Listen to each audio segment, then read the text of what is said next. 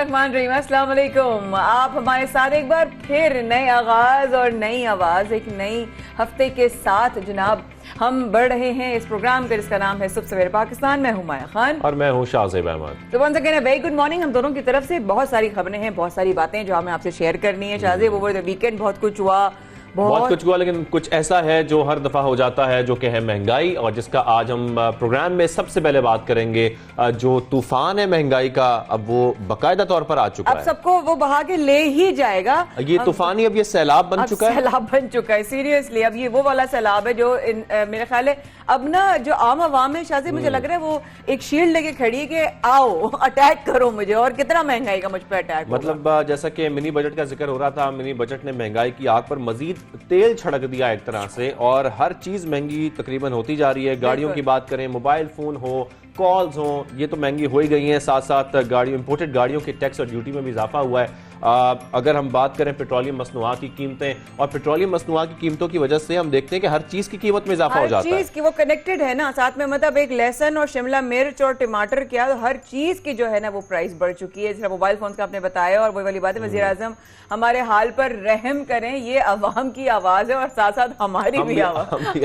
हम भी यही कह रहे हैं, रहम करें रहम। लेकिन आगे चल के इस पे बात इसी पर हम देख रहे हैं कि ऑपोजिशन भी हुकूमत पर जो तनकीद के निश्तर बरसा रही है, साथ साथ और बाकायदा तनकीद का निशाना बनाया जा रहा है हुकूमत को। और साथ ही जो वफाकी वज़ीर दाखिला शेख रशीद हैं, अब वो ये कह रहे हैं, उनका ये दावा है कि अदम एतमाद की तहरीक आई तो ऑपोजिशन के 26 अरकान कम होंगे। ना ढील ना डील, कुछ भी नहीं, बिल्कुल ऐसा ही, कुछ ऐसा नहीं। और साथ उन्होंने ये भी कहा कि अप्रैल मई में महंगाई में कमी और हालात बेहतर होने जा रहे हैं, या इसकी उन्होंने नवीद सुना दी है, तो उम्मीद करते हैं कि ऐसा हो जाए। खैर उन्होंने ऐसा कहा है, अभी तक ये सिर्फ एक बयान ही है, आगे चलकर देखा जाएगा। खैर सानिया मरी की अगर बात करें तो सयाहों के लिए जो मरी है, मलिका कौसार है, उसे खोल दिया गया है, और रोजाना सिर्फ 8000 गाड़ियां दाखिल होने की इजाजत दी गई है। यही अगर पहले कर लिया जाता, जैसे कि मालूम है वहां पर इतनी स्पेस नहीं है, 8000 गाड़ियों की अब इजाजत दी जा रही है, अगर ये पहले दी जाती तो शायद ये सानिया भी ना होता। शायद मुझे लगता है जब तक हमारे साथ कुछ होता नहीं, अब तक हम प्रिपेयर नहीं होते। लेकिन अच्छी बात है, हम एटलीस्ट सीख रहे हैं उससे। अल्लाह करे हम सीख जाए, बहुत अच्छी बात है। अल्लाह आपकी ज़बान मुबारक करे। और साथ साथ जो एक और भी दुआ है कि जी ओमिक्रॉन जिस तरह फैल रहा है पूरी दुनिया में, ये बहुत ही फिक्रमंदी वाली बात है कि सुनामी की तरह जिस तरह ये ओमिक्रॉन फैल रहा है। शाहज़ेब, मैं इस वक्त भी अपना मास्क लेकर बैठी हूँ, ठीक है। मतलब इतना ज़्यादा खौफ हो, मतलब राज इंसानी लोगों के अंदर जो है सिस्टम में दाखिल हो चुका है अब, कि जिनको है उनको बहुत ज्यादा है। अच्छा, मैं एक और चीज देख रही हूँ, जिनको है शायद उनको बहुत ज्यादा है, और जिनको नहीं है एहसास हो अभी भी बिल्कुल लापरवाही के साथ घूम रहे हैं। बिल्कुल ऐसा ही है। और हम दुनिया भर का जिक्र कर लें तो गुज़िश्ता एक हफ्ते एक दिन में 32,34,000 नए मरीज सामने आए। इसके साथ हम देख रहे हैं कि पाकिस्तान में भी कोविड केसेस में मुसलसल इजाफा हो रहा है। कराची की बात करें तो कराची में सूरत हाल बहुत बदतर होती जा रही है। जो मुस्बत केसेस की शरह है उसमें बहुत इजाफा हुआ है। साथ ही जो हम ये बताया जा रहा है कि सिंध हुकूमत, जो सिंध हुकूमत है, वो सरकारी अफसरानी मुलाजमी अगर मास्क नहीं पहनेंगे तो उनकी जो सैलरीज है उसमें कटौती की जाएगी, एक दिन की सैलरी काटी जाएगी। बहुत अच्छी बात है, सख्ती करनी चाहिए, क्यों नहीं करते हम लोग, अपनी हमें परवाही नहीं है। अभी भी मैं रास्ते में आ रही थी, कहीं जो है वो इस तरह नाश्ता मिलता है, खाना मिलता है, सबके लिए लंगर सा लगता है, किसी ने मास्क नहीं पहना हुआ था। गैर जिम्मेदारी का जब आप सबूत देंगे, वो हाथ दो हाथ कहाँ जाएंगे, वो खाना भी खाएंगे। और किसी ने बड़ी अच्छी बात की शाहज़ेब, कि अगर आप किसी दावत में जा रहे हैं, आप किसी फेस्टिवल में जा रहे हैं, आप जो खाने और बोतलें यूज कर रहे हैं वो भी तो ट्रैश में जा रहा है, उसको कोई वो नजर नहीं लगा रहा, कोई उस तरफ नजर नहीं जा रही किसी की, क्योंकि उधर भी आपके जर्म्स जाएंगे, उधर भी आपने खाना खाया है, उधर भी आपने चमचे से खाया है, उसका कौन हिसाब देगा, उसको कौन चेक एंड बैलेंस रखेगा।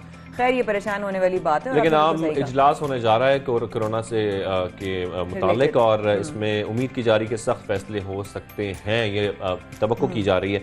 साथ ही ओमिक्रॉन से जुड़ी एक और खबर भी है, जैसा कि बरतानवी माहिरीन ये खबरदार कर रहे हैं कि 1 साल तक के बच्चे ओमिक्रॉन से ज्यादा मुतासर हो सकते हैं। एब्सोल्युटली। और ये भी साथ साथ है कि ओमिक्रॉन किस्म के खिलाफ जो हम लोगों ने पिछले दिनों भी बात की थी कि N95 जो मास्क है ना, वो ज्यादा जो है, ये कपड़े का मास्क इतना ज्यादा जो है वो स्ट्रॉन्ग नहीं है जितना आपको फायदा N95 मास्क से हो सकता है। तो ये एक बहुत ही बात है जिस पर इस वक्त बहुत ज्यादा डिस्कशन भी हो रही है मास्क के हवाले से। और सुबनामा में इस वक्त तो इतना ही, लेकिन आई एम श्योर बहुत सारी खबरें होंगी जिन पर हम तफसील से गुफ्तगू करेंगे आगे, और प्रोग्राम का बाकायदा आगाज करते हैं उसी सैलाब से जो हमने सबसे पहले जिक्र किया था, जो कि महंगाई का सैलाब है। और जैसा कि बताया जा रहा है, दूध, मिर्च, नमक, गोश्त, गाड़ियां हो, इंपोर्टेड गाड़ियां हो, या फिर आपके मोबाइल फोन कॉल्स हो, हर चीज पर जो टैक्स लगा है उसकी वजह से आपके जो प्राइसेस हैं वो काफ़ी ऊपर चली गई हैं और जो अवाम है वो सिर्फ एक मुतालबा कर रहे हैं कि खुदा का वास्ता है इन चीज़ों की जो कीमतें हैं उनको थोड़ा सा कम कर दें। जो पेट्रोल की कीमत है वो भी मुसलसल बढ़ती जा रही है, जैसे कि पेट्रोल की फी लीटर कीमत में 3 रुपए का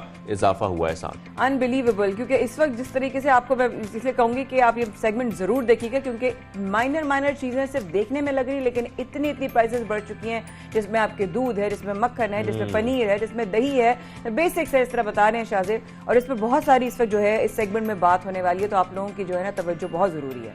तो इसी पर हम मजीद बात कर लेते हैं। अपने पहले सेगमेंट में हमें ज्वाइन किया है माशियात डॉक्टर शुजात मुबारक साहब ने। शुजात साहब बहुत शुक्रिया, सबसे पहले पाकिस्तान में आपको खुशामदीद कहेंगे। शुजात भाई, ये हो क्या रहा है कि महंगाई कब जाकर रुकेगी? आज पहला सवाल हमारा आपसे यही है। हर महीने हर हफ्ते हम आपको लाइव लेते हैं सबसे पहले पाकिस्तान में, और आप बता रहे होते हैं कि ये मईशत इस वक्त किस तरफ जा रही है, महंगाई किस तरफ जा रही है, ये रुकेगी कब और ये कमी कब आएगी इसमें? Thank you very much, program में बुलाने का बहुत शुक्रिया। असल में जैसे पिछले प्रोग्राम में भी मैंने कहा था और दोबारा इस प्रोग्राम में भी आगाज थोड़ी सी मनफी खबर से ही होगा कि ये जो महंगाई का तूफान है ये अभी शुरू हुआ है, क्योंकि अभी 350 बिलियन रुपीस की जो सब्सिडीज खत्म की गई हैं, गवर्नमेंट तो ये कह रही है कि हमने टैक्सेस नए नहीं लगाए, लेकिन ये 350 अरब की सब्सिडीज खत्म की गई हैं। आप ये समझ लीजिए कि ये 350 अरब के नए टैक्सेस ही हैं, और उसके अलावा भी गवर्नमेंट ने वैसे बहुत सारे नए टैक्सेस लगाए हैं जो कि गवर्नमेंट के लोग खुद उसको बता नहीं रहे। तो मेरा ख्याल ये है कि अभी ये आगाज है। मैं आपको बता देता हूँ किन अशिया की जो प्राइसेस हैं आइंदा आने वाले चंद हफ्तों में और चंद दिनों में बढ़ेंगी। उसमें सबसे पहले आप हमारी जो बेसिक अशिया है, वेजिटेबल की प्राइसेस बढ़ने वाली हैं। इसकी दो वजूहत है। एक तो ये कि जाहिर है कि पेट्रोल की प्राइस बढ़ने से हमारी कॉस्ट ऑफ प्रोडक्शन भी बढ़ गई है। दूसरा बड़ी इंपॉर्टेंट बात ये है कि हमारे यहाँ इस वक्त डिमांड एंड सप्लाई मैनेज ना करने की वजह से बहुत सारी जो बुनियादी वेजिटेबल्स हैं, स्पेशली आपके इवन जो आलू, पोटैटोज, ऑनियन की शॉर्टेज क्रिएट हो सकती है। तो मैं आपकी प्रोग्राम की वसादत से मैं आपको बताना चाहता हूँ कि अगर थोड़ा सा गवर्नमेंट ने मैनेज ना किया तो शायद हमें अगले महीने में या 2-4 हफ्ते में एक दोबारा से ऑनियन की या पोटैटोज की शॉर्टेज का सामना करना पड़े। तो जाहिर है कि जब शॉर्टेज होती है तो आपको पता है कि प्राइसेस स्काई रॉकेट कर जाती है। एक ये इम्पोर्टेंट चीज है।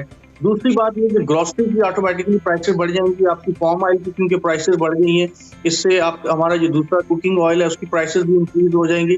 तो लग ऐसे रहा है कि जो गवर्नमेंट कंज्यूमर प्राइस इंडेक्स जिसमें बुनियादी अशिया फरोनोश है उनको अगर फोकस किया जाए तो मुझे ऐसा लग रहा है कि कम से कम 5 से 8% अगले चंद हफ्तों में इनकी प्राइसेस बढ़ने का खर्चा है, और शायद अब बढ़ना शुरू हो गई है। इसके अलावा बड़ी अनबिलीवेबल इम्पोर्टेंट बात यह है कि आप सबको मालूम है कि बच्चों के स्पेशली जो दूध से लेके और वो सारी चीजें जो बुनियादी चीजें इंपोर्ट हो रही हैं उनकी प्राइसेस सब्सटेंशियली बढ़ेंगी। तो मैं वेजिटेबल प्राइसेस तो आपको बता रहा हूँ 5 से 10%, लेकिन जो इंपोर्ट हम कर रहे हैं, लेकिन जो बुनियादी अशिया है, जो पैम्पर्स हो गए, दूध हो गया या इस तरह की दूसरी अशिया, उनकी तकरीबन प्राइसेस 20% तक इंक्रीज हो सकती है, क्योंकि उसमें एक इम्पोर्ट ड्यूटी भी बढ़ गई है और कॉस्ट ऑफ प्रोडक्शन बढ़ने की वजह से लॉजिस्टिकल कॉस्ट भी इंक्रीज हो गई है, तो उनका प्राइसेस का इफेक्ट और ज्यादा होगा। तो इन तमाम चीजों को मद्देनजर रखते हुए मेरा ख्याल है कि आइंदा चंद हफ्तों में अवाम को काफी मुश्किलात का सामना होगा, जाहिर उसके बाद वो आदी हो जाएंगे। शायद भाई आपकी बात काट रही हूँ, आपने कहा कि वो आदी हो जाएंगे। मुझे तो लगता है खाना पीना ही ना छोड़ दें, क्योंकि इस तरह करके मसाला जात, आपने कहा बच्चों की दूध अशिया जो बेसिक्स पैम्पर्स है, मसाला जात कितनी ज्यादा इस वक्त फास्ट लाइफ है, और मसाला जात हमारी आम रोजमर्रा की खवातीन की जिंदगी का बहुत अहम हिस्सा है, वो भी जो है वो बढ़ जाएगा। तो मेरा ख्याल है अवाम भी खाना ही छोड़ दे, फिर यही लग रहा है फिर शुजात भाई आपको? तो बजाय तो नहीं लग रहा है, क्योंकि इसमें एक चीज मुझे थोड़ी सी है ये क्योंकि गवर्नमेंट ये क्लेम करती है कि they are the people driven government, वो गवर्नमेंट लोगों को सहूलत प्रोवाइड करने के लिए बड़ा काम कर रहे हैं। तो आमतौर पे जो दुनिया में जो पीपल ड्रिवन गवर्नमेंट होती हैं वो चंद चीजों को टारगेट कर लेती हैं और उनका ये फोकस होता है कि इनकी प्राइसेस नहीं बढ़नी चाहिए। हमारे पास दुनिया के बहुत सारे मुल्कों की एग्जाम्पल मौजूद है, उन्होंने 5-6 अशिया खुद अपने कंट्रोल पे रखी होती हैं। पाकिस्तान में जैसे आटा हो गया, चीनी हो गई, कुकिंग ऑयल हो गया, ये 5-6 चीजें गवर्नमेंट खुद कंट्रोल में रखते, चाहे दुनिया इधर से उधर हो जाए, इसकी प्राइसेस नहीं बढ़नी चाहिए, ये इंश्योर कर सकते थे। लेकिन अनफॉर्चुनेटली IMF के भाव में हम ऐसा बह रहे हैं कि हमारी सारी की सारी अशिया इर्रिस्पेक्टिव ऑफ वो बुनियादी अशिया पूर्ण होता है या वो बच्चों से रिलेटेड है, वो जो भी है उनकी प्राइस बढ़ रही है। हाँ डॉक्टर साहब यहाँ पर ये अक्सर हम देखते हैं जो हमारे हुकूमती नुमाइंदे होते हैं वो ये कहते नजर आते हैं कि हमारी मैशत तो बेहतर हो रही है, लेकिन दूसरी तरफ हम देख रहे होते हैं कि इन्फ्लेशन बढ़ती जा रही है, महंगाई बढ़ती जा रही है। तो क्या वाकई हमारी इन्फ्लेशन बढ़ रही है और मैशत बेहतर हो रही है, ऐसा है? देखिए ये वैसे एक मईशत का स्टूडेंट होने की हैसियत से मुझे तो ऐसे नजर आ रहा है कि हम खुदा न खास्ता कहीं स्टैगफ्लेशन सिचुएशन में इंटर ना हो जाए। वो सूरत हाल इस तरह की होती है कि आपकी प्राइसेस भी बढ़ रही होती हैं और इकोनॉमिक ग्रोथ भी स्टैग्नेंट हो जाती है, मतलब बेरोजगारी भी बढ़ रही है, आपकी प्राइसेस भी इंक्रीज हो रही है। तो अगर मैक्रो इकोनॉमिक इंडिकेटर्स को भी देख लें, चले आप ये बात छोड़ दें कि आम आदमी को मिल रहा है या नहीं मिल रहा, तो मैक्रो इकोनॉमिक इंडिकेटर्स में खुद गवर्नमेंट ने एक बड़ा इंडिकेटर सेट किया था, वो करंट अकाउंट का था। और जब करंट अकाउंट का खसारा हमारा कम हुआ था तो गवर्नमेंट ने बड़े इस पे शादियाने बजाए थे और कहा था कि ये देखें हमारा खसारा करंट अकाउंट कुछ महीनों के लिए हमारा पॉजिटिव हो गया। इस वक्त पाकिस्तान रिकॉर्ड करंट अकाउंट खसारा पोस्ट करने जा रहा है अगर यही सूरत हाल रही तो। इसी तरह से अगर आप बजट डेफिसिट की बात करना, जो हमारा इंटरनल एक्सपेंडिचर्स को शो करता है, रेवेन्यू को शो करता है, उसमें भी कोई खातर का जो उस गैप को ब्रिज करते हुए हम नजर नहीं आते। तो रहा ग्रोथ का मामला, तो इकोनॉमिक ग्रोथ को दुनिया के किसी भी आप इकोनॉमिस्ट को बिठा दें, वो फिगर का हेर फेर करके आप जितनी ग्रोथ चाहेंगे उसको दिखा देगा। लेकिन ऑन ग्राउंड सिचुएशन ये है कि इस वक्त हमारे ना मैक्रो इकोनॉमिक इंडिकेटर्स काम कर रहे हैं और ना ही हम आम आदमी को डिलीवर कर पा रहे हैं। तो डॉक्टर साहब मेरे आपसे सवाल एक और था कि बस जाहिर है क्योंकि इस तरह सिचुएशन है, अगर मैं एक आम इंसान हूँ और मुझे पता चलता है पेट्रोल की प्राइसेस बढ़ रही हैं, तो उससे जुड़ी हुई कौन सी चीज़ें हैं, कौन सी अशिया हैं जिनकी प्राइसेस फौरन मैं समझ लूँ, अच्छा ये पेट्रोल की प्राइसेस बढ़ रही है ना, अब इसकी भी बढ़ जाएगी, इसकी भी बढ़ जाएगी और इसकी भी बढ़ जाएगी प्राइसेस, तो वो आवाम कैसे उस चीज़ को समझ सकती है? देखिए वेजिटेबल की प्राइसेस तो मैंने कहा कि ये डायरेक्ट बढ़ जाएंगी, क्योंकि आपकी जो इनकी स्टोरेज ज्यादा नहीं होता, डेली जो फार्म से मार्केट में चीजें आती हैं तो डायरेक्ट ट्रांसपोर्टेशन की कॉस्ट बढ़ेगी, आपकी वेजिटेबल की, फ्रेश की, फ्रूट्स की प्राइसेस तो फौरन बढ़ जाएंगी, दूध की प्राइस में बढ़ जाएंगी। और आपने देखा होगा अभी जो मिल्क एसोसिएशन के लोग हैं वो भी कह रहे हैं कि मिल्क की प्राइसेस को हम बढ़ाने की बात कर रहे हैं।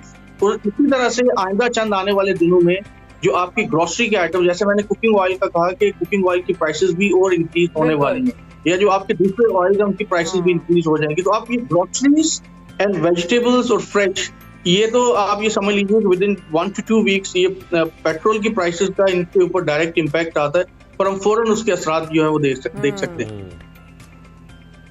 राइट। माशियत हमारे साथ मौजूद हैं, सो डॉक्टर शुजात मुबारक। डॉक्टर साहब थैंक यू सो मच। जैसे शाहजेब ने कहा कि आप हमेशा आते हैं, वक्त निकाल के हमें बताते हैं, लेकिन आपने कहा ना, और हम भी ये सोचते हैं कि डरा के चले जाते हैं। But thank you so much for your time and thank you for being with us. इंशाल्लाह फिर आपसे वक्त लेंगे और फिर आपको तकलीफ देंगे। शाहजेब, ये महंगाई किस तरफ जा रही है? किस तरफ नहीं जा रही है, बस एक ही तरफ जा रही है और वो बढ़ने की तरफ जा रही है और मुसलसल चीज़ें महंगी होती जा रही हैं, चाहे पेट्रोल की बात हो या किसी भी चीज़ की हम बात करें, बुनियादी जो चीज़ें हैं ज़रूरत की वो भी महंगी होती जा रही हैं। जैसे दूध का हम जिक्र कर रहे हैं, दूध तो बुनियादी चीज़ है, बच्चों के लिए, आपके न्यूट्रिशन के लिए बहुत इंपॉर्टेंट चीज़ है, इसको तो एटलीस्ट महंगा नहीं करना चाहिए। खैर हम मसाइल तो बहुत सारे हैं, महंगाई का भी है और इस वक्त कोविड का चैलेंज भी है जो दुनिया भर को इस वक्त फेस करना पड़ रहा है, साथ साथ पाकिस्तान को भी। और पाकिस्तान में इसका केसेस भी मुसलसल बढ़ते जा रहे हैं। किसी भी शहर की हम बात करें, कराची से लेकर खैबर तक हम देखते हैं कि मुख्तलिफ शहरों में अब केसेस आ रहे हैं, सबसे ज़्यादा कराची में आ रहे हैं, लाहौर में केसेस आ रहे हैं और हम देख रहे हैं कि मार्केटों में भी रश है, खचाखच लोग भरे हैं, मास्क का इस्तेमाल इतना नजर नहीं आता। अब मेरे ख्याल में सख्ती कर देनी चाहिए एटलीस्ट मास्क के ऊपर। वैक्सीन पे तो ऑलरेडी हम कर रहे हैं कि वैक्सीन ज्यादा से ज्यादा लोगों को लगे, लेकिन मास्क पहनना भी बहुत जरूरी है। Shahzeb, sorry to cut you, but मुझे नहीं समझ में आता और क्या हकाइक नजर आएंगे लोगों को और क्या बताना रह गया और कौन से फैक्ट्स है जो शेयर नहीं हो रहे और कौन से एक्सपर्ट्स हैं आकर जो कोई और बात कर रहे हैं और कौन सी जबान में ऐसे बात कर रहे हैं जो नहीं लोगों को समझ में आ रही। क्यों शादी की तकरीबात में जो है वो SOPs का जो है नहीं उनकी रिस्पेक्ट की जाती, नहीं फॉलो किया जाता और बाकायदा मजाक उड़ाया जाता है। हाँ मास्क क्या करेंगे, mask. I am sorry but अगर नहीं लोगों को लग रहा कि ये सीरियस चीज है तो इसका जो आएगा ना एक रिजल्ट, वो 1 महीने में खुद ही पता चल जाएगा। एग्जैक्टली। इसी पर हम बात कर लेते हैं। पार्लिमानी सेक्रेटरी बराए से नौशीन हमारे साथ मौजूद है। नौशीन साहब बहुत शुक्रिया। सबसे पहले आपसे अब यही जानना चाहते हैं कि अगर सूरत हाल यही रही जो इस वक्त चल रही है और शरह में इजाफा होता रहा मुस्बत केसेस के, तो क्या सख्त फैसले किए जा सकते हैं? जी बिस्मिल्लाहिर्रहमानिर्रहीम। बिल्कुल जी, इस वक्त आज भी एनसीओसी का एक बहुत अहम इजलास हो रहा है जिसके अंदर तमाम सूबों के और फेडरल के वुज़राए सेहत जो हैं वो उसमें शिरकत करेंगे और मैं समझती हूँ कि आज के इजलास में कुछ अहम फैसले भी किए जाएंगे, क्योंकि जिस तरीके से अब इसका जो ओमिक्रॉन का है, पहले ये कुछ स्लो राइज था, मगर अब ये बहुत तेजी से, यानी कि ये एक दिन में डबल हो रहे हैं केसेस। तो सिचुएशन बिल्कुल इस वक्त तशवीशनाक है। और चूंकि ओमिक्रॉन के बारे में हमें ये पता है कि ये वो वेरिएंट है जो कि बहुत तेजी से फैलता है, यानी इसमें इन्फेक्ट होने की जो कैपेसिटी है वो बाकी के मुकाबले में 12 गुना है। तो इसलिए इसकी तेजी के स्प्रेड की वजह से मैं समझती हूँ कि कुछ अहम फैसले किए जाएंगे। जाहिर है हमें जो पब्लिक गैदरिंग्स जो कि सबसे बड़ा सोर्स होती है इसके स्प्रेड का, उनके ऊपर जरूर गौर करना पड़ेगा। तो जिस तरह से पहले भी हुआ था कि कुछ एरियाज में स्मार्ट लॉकडाउन, कहीं पे ट्रांसपोर्ट को 50% जो है वो किया गया था, दफातर में हाजिरी जो थी वो 50% गई थी। तो इस किस्म की जो टोटल नौशीन साहब, इसका मतलब है कि स्मार्ट लॉकडाउन की तरफ जा सकते हैं आज के आम इजलास के बाद, पॉसिबिलिटी है?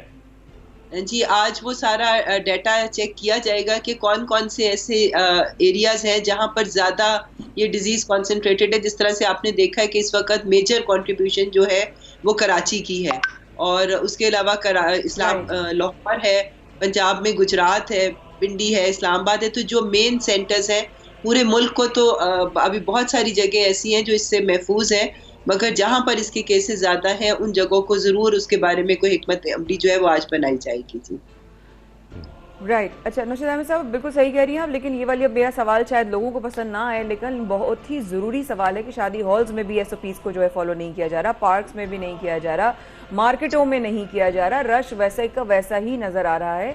Nothing against life and people living there separately individually, जो उनकी लाइफ की स्केड्यूल्स हैं, मगर फिर भी जिस तरीके से जो कहते हूँ कि डिसरिस्पेक्ट हो रही है ना एसओपीज़ की, उसके हवाले से क्या आप कहेंगी फिर किस तरीके से और इसको सीरियसली लिया जाए? जी साहब। जी देखिए, मैं समझती हूँ कि हुकूमत तो अपनी तरफ से पूरी कोशिश कर रही है तमाम पब्लिक पे एंट्री के लिए, चाहे वो शादी हॉल्स हो, चाहे वो ट्रांसपोर्ट हो, पार्क्स हो, जो भी मतलब है जगह, उसके लिए वैक्सीनेशन सर्टिफिकेट जो है वो कंपल्सरी है। और अक्सर जगहों पे वो चेकिंग हो भी रही है। मैंने भी कई जगह विजिट की है, वो बिल्कुल गेट के ऊपर चेक करते हैं आपका वैक्सीनेशन सर्टिफिकेट, मगर लोगों की अपनी इंडिविजुअल जिम्मेदारी भी है। और अनफॉर्चुनेटली इस वक्त अभी देखे कि देख रही थी कि पूरी दुनिया में इवन जो डेवलप्ड कंट्रीज हैं वहां पर अब जहां वहां पर तेजी से फैल रहा है, मगर जब वो हुकूमत एसओपीज के लिए कह रही है तो पाबंदियों के खिलाफ आज लोग सड़कों पे निकले हुए हैं यूरोपियन कंट्रीज में। तो समाओ शायद ये इतना लंबा हो गया है कि लोग एक तरह से थक भी गए हुए पाबंदियों पे अमल करते हुए।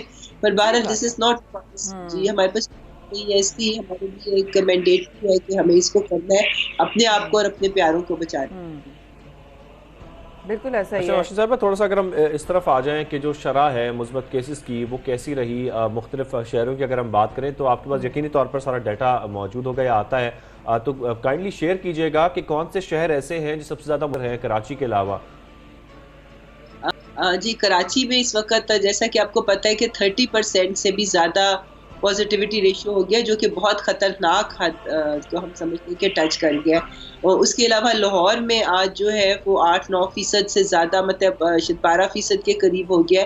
तो ये कुछ जो बड़े शहर है, चूँकि यहाँ पे आबादियाँ ज़्यादा है, कंजेस्टेड इलाके हैं, छोटी छोटी मोहल्ले होते हैं जहाँ पे ज़्यादा लोग रह रहे होते हैं, तो वो सारी क्लोज प्रॉक्सिमिटी की वजह से क्लोज स्पेसेस है, वेंटिलेशन प्रॉपर नहीं होती, तो और सर्दियां है, लोग घरों को बंद, खिड़कियों को बंद रखते हैं, तो उसकी वजह से ये तेजी से फैल रहा है। जो गांव देहात है वो चूंकि खुली जगह है, वहां पर से क्राउडिंग नहीं होती, तो वो जगह अभी बची हुई है।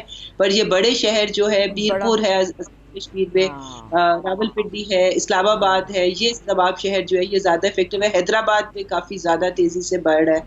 तो ये बड़े शहर जो है हर प्रोविंस के वो ज्यादा हो रहे हैं। जी, ये बड़ा आप मैसेज भी दे गई हैं साथ साथ नौशीन अहमद साहबा कि जिस तरह बंद रखते हैं जगहें और खिड़कियां, उधर से जिस तरीके से जो एलर्जीज और डिजीज़ होती किस तरह वो फैलती हैं, आपने बड़ा साइलेंट मैसेज दे दिया अगर समझने वाले समझें। लेकिन एक चीज़ और समझना चाहूँगी कि बीच में रेशियो कम हो गया था केसेस का, क्योंकि वैक्सीनेशन हो गई थी। क्या वजह है आपके बीच में कि जब पेशेंट्स बीच में कम हो गए थे नौशीन अहमद साहबा, तो वो वैक्सीनेशन ना कराने की वजह से ये अपनी जिम्मेदारी का एहसास हो गया था अवाम में?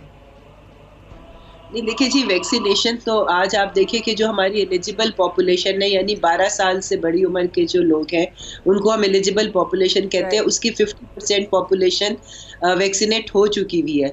और आप इसको इस लिहाज से देखिए कि हम एक बहुत बड़ी आबादी वाला मुल्क है। अगर कोई यूरोपियन कंट्री जिनकी आबादी 50 लाख 60 लाख है, अगर वो कहें कि जी हम 70% वैक्सीनेट हो गए या 80% वैक्सीनेट हो गए हैं, तो वो कुछ लाख लोग होते हैं। हमारा 7-8 करोड़, तकरीबन हम 8 करोड़ के फिगर को टच करने वाले हैं जो कि वैक्सीनेट हो गए हुए, और 16 करोड़ से ज्यादा जो फुली वैक्सीनेटेड है, और 16 करोड़ से ज्यादा वो लोग हैं जिनको कम से कम एक डोज तो जरूर लग गई हुई है। तो मैं समझती हूँ कि वैक्सीनेशन में पाकिस्तान ने बहुत मेहनत की है और लोग भी कोऑपरेट कर रहे हैं। जाहिर है हर जगह पे एक फ्रैक्शन जरूर ऐसा होता है जो कि इसको रेजिस्ट नहीं लगवाते, मेजॉरिटी लोग मैं समझती हूँ कोऑपरेट कर रहे हैं। और हुकूमत भी अब कोशिश कर रही है कि हम सेंटर्स पे बुलाने के बजाय खुद लोगों के डोर स्टेप पे पहुंचे, जिस तरह पोलियो की कैंपेन्स होती थी कि डोर टू डोर जाने वाला, तो उसी तरह पंजाब में तो ऑलरेडी रीच एवरी डोर जो रेड कैंपेन है वो चली है। बाकी जगहों के ऊपर भी अब इस कैंपेन पे गौर किया जा रहा है जी।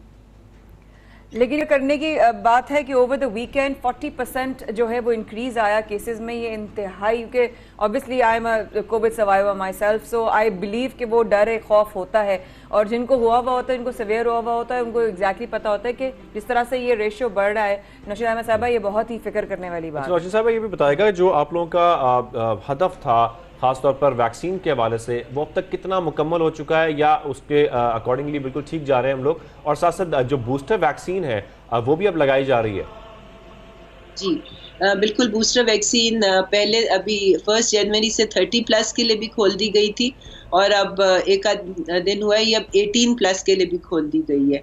तो अब बूस्टर वैक्सीन भी लग रही है, मगर ये मैं आपको बता देती हूँ कि, और आपको खुद भी इल्म होगा कि वैक्सीन जो है उससे टोटल प्रोटेक्शन तो नहीं हो रही, यानी कि उसके बावजूद लोग कोविड से इन्फेक्ट हो रहे हैं, मगर उसकी सिवियरिटी ऑफ डिजीज जो है वो बहुत कम हो जाती है। एक तो सिम्टम्स जो हैं वो माइल्ड रहते हैं, और दूसरा हॉस्पिटलाइजेशन की ज़रूरत नहीं पड़ती है। तो इसलिए वैक्सीन हर सूरत में जो है वो हमारे लिए बेनिफिशियल है, और जिनके 6 महीने हो चुके हुए हैं वो फौरी तौर पे अपनी बूस्टर डोज भी लगवाएं, और जिन्होंने पहली लगवाई है वो भी अपनी दूसरी डोज को डिले ना करें, फौरी तौर पे वो भी लगवाएं, क्योंकि बहरहाल vaccines are working.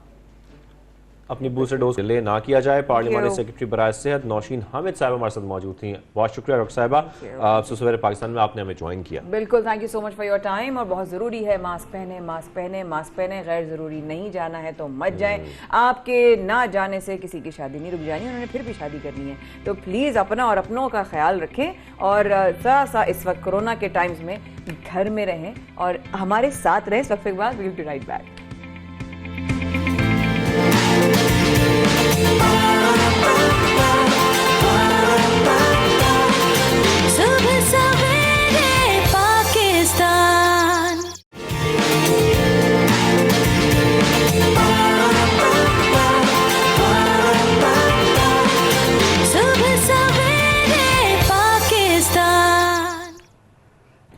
Welcome back, बहुत शुक्रिया। सबसे पहले पाकिस्तान के साथ आप लोग जुड़े रहे। तो जिक्र हो रहा था पहले कोविड का, प्रोग्राम को आगे बढ़ाते हैं और बात करते हैं उस स्कीम का जिसमें हमने देखा कि ऐलानात हुए थे कि लोगों को इनाम मिलेंगे, और उसके बाद हम देख रहे हैं कि अब लोगों को इनामात मिलना शुरू हो गए हैं। स्कीम के बाद हम देख रहे हैं कुरंदाजी हुई, कुरंदाजी में 3 से 4 लोग ऐसे सामने आए हैं जिनको इनामात मिले हैं, और जैसा कि ये बताया जा रहा है कि तकरीबन कुरंदाजी में 5 करोड़ 30 लाख रुपए के इनामात जीतने वालों के नाम का ऐलान इस वक्त किया जा चुका है। पॉइंट ऑफ रिटेल आउटलेट से खरीदारी करके कुरंदाजी में उन्होंने हिस्सा लिया था, जिसके बाद अब वो जीत चुके हैं। एकदम, मतलब हम उस दिन एक्चुअली काफी एक्साइटेड थे हम लोग। उसके बाद हम चॉकलेट्स और कुछ चीजें लेने भी गए, क्योंकि हम टीम के साथ नाश्ता करते हैं। हम रसीदें ले रहे थे, रसीदें चेक कर रहे थे, आपने इसमें बार कोड है कि नहीं है, तो हम स्कैन करेंगे। हमने बस करते करते हम किसी चीज में शूट में फंस गए थे, वरना तो शायद हमारा भी नाम होता, शायद छोटा मोटा नाम हमारे में। और अभी भी आप लोग हिस्सा ले सकते हैं। हर महीने की 15 तारीख को कुरंदाजी होगी, तो अभी भी जब भी आप कोई चीज खरीदें तो जिसको हम कहते हैं ना पक्की रसीद लें, पक्की रसीद लें, ताकि उसमें नीचे आपका इनवाइस नंबर हो, FVR इनवाइस नंबर, और इस पे अगर बार कोड है या उस पे QR कोड है, या अगर इवन नंबर भी मेंशन है, तो वो भी आप SMS के थ्रू 9966 पर सेंड कर सकते हैं और कुरंदाजी में हिस्सा ले सकते हैं। अब सोच रहे होंगे आपको किसी की शक्ल दिखा रहे हैं बार बार और आपको नजर आ रहा है, लेकिन जो जीतने वाले हैं उनसे भी तो आपको मिलवाएं, ताकि आपको यकीन हो जाए वाकई में इनाम मिलते हैं। बिल्कुल। तो हम बात कर लेते हैं, हमें प्रोग्राम में सबसे पहले पाकिस्तान में ज्वाइन किया है हमारे साथ वो इनाम जीता शख्स मौजूद है, तनवीर अहमद साहब। तनवीर साहब कैसे हैं आप? खैरियत से? ठीक ठाक है, अस्सलाम वालेकुम। बहुत शुक्रिया। पाकिस्तान में आपको खुशामदीद भी मुबारक हो 10 लाख रुपए का इनाम निकला भाई, वाह जबरदस्त जबरदस्त।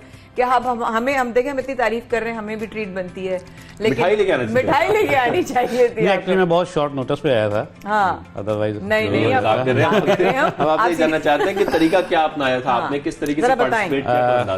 एक्चुअली मैं ऑलरेडी रजिस्टर्ड हूँ, इसमें फाइलर हूँ अल्हम्दुलिल्लाह, हम भी बिल्कुल ऐसे ही है। तो लास्ट मंथ एक ऐड आई थी, तो उसको फिर मैंने देखते हुए एक एप्लीकेशन जो थी वो डाउनलोड कर दी थी। ठीक, तो नॉर्मली शॉपिंग तो हम करते थे, तो इसलिए मैंने यही सोचा कि क्यों ना हम इसको भी रजिस्टर्ड कर लिया करें।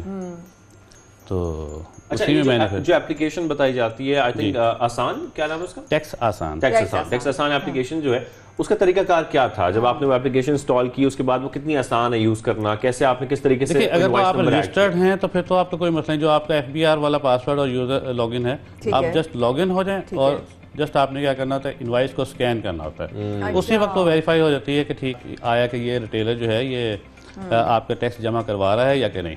अच्छा। तो बल्कि ऐसा हुआ कि कुछ रिटेलर ऐसे भी थे जो जब मैंने उनको स्कैन किया तो वहाँ पे उनका आया था कि जी इसने आपका टैक्स जमा नहीं करवाया, तो आप क्या उसकी कंप्लेन भी करना चाह रहे हैं या कि नहीं?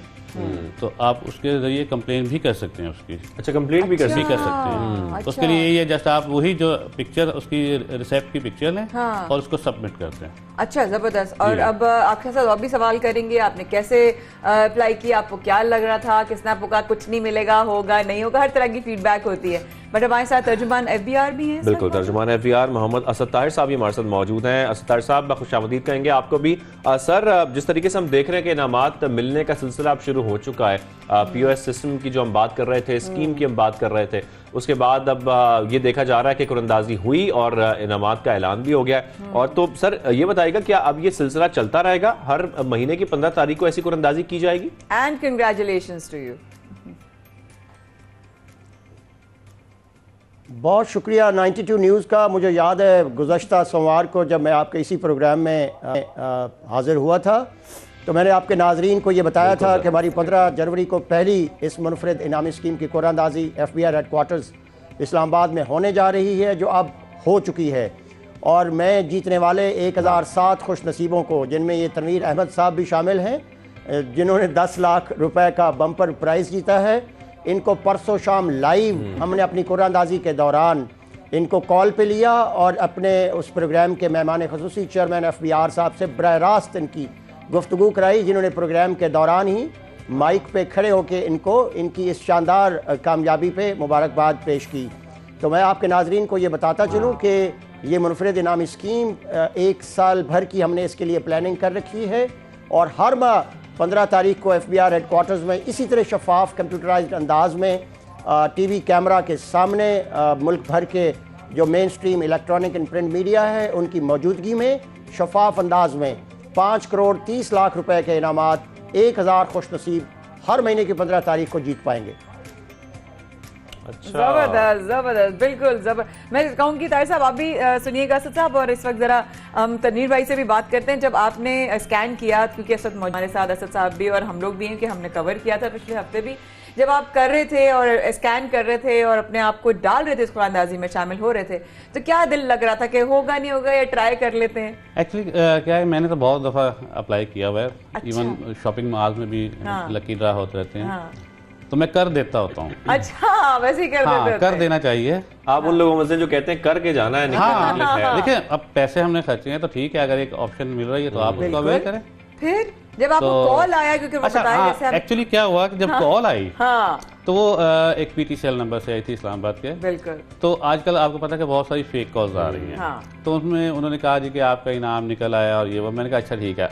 नॉर्मली क्या होता है कि अक्सर वो कई दफ़ा होता है कि गेम शोज के भी आते हैं, बिल्कुल। तो वो कहते हो जी आपका ये इतना बाइक और इतना तोला ये हो, तो मैं उनको कहता था ठीक है यार आप खुद ही रख लो। हाँ, अच्छा। क्योंकि पता होता है कि वो ये फेक। अच्छा, ये बड़ा अच्छा सवाल है। हमारे साथ असद साहब आप भी मौजूद है। मैं आपसे यही जानना चाहता हूँ, जब आप लोग कॉल करते हैं, जब कॉल कराई जाती है FBR की जानिब से, तो लोगों की जानिब से ये कैसे मेक श्योर किया जाए कि ये वाकई FBR से कॉल है? क्योंकि आजकल ये जैसे कि जिक्र कर रहे हैं तनवीर साहब कि बहुत ज्यादा फेक कॉल्स आती हैं, ये प्रॉब्लम बहुत ज्यादा एक बन चुकी है आजकल।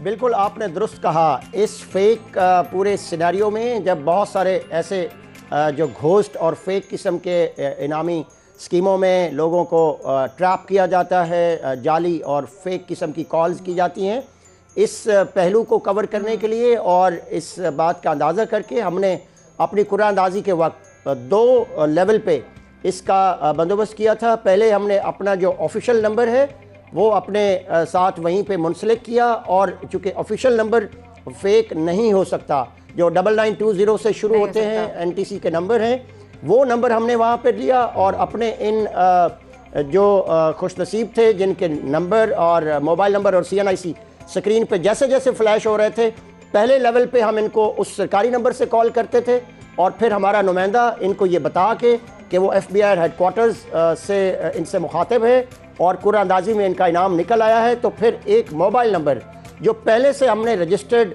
ख़रीदारों को, सार्फिन जिनकी रसीदें वेरीफाई हो चुकी थी, वो मोबाइल नंबर हमने इन तक पहले से पहुंचा दिया था, और फिर उनको बताया जाता था कि अब उस नंबर से आपको मैं कॉल करने वाला हूं और आपकी मैं बात करवाने वाला हूं अपने मेहमान ख़ुसूसी से। इस वक्त हम लाइव जा रहे हैं, आपको पूरा मुल्क का मीडिया और हमारे सोशल मीडिया पे लाइव जाके पूरा मुल्क देख रहा है, लिहाजा इनको पहले एतबार दिया जाता था, और जो हमारे और फिर इनको चॉइस दिया जाता था कि अगर आप मुनासिब समझें तो आप इस वक्त प्रोग्राम में लाइव आएँ, और हमारे चेयरमैन FBR से हम आपकी बराह रास्त बात करवाने वाले हैं।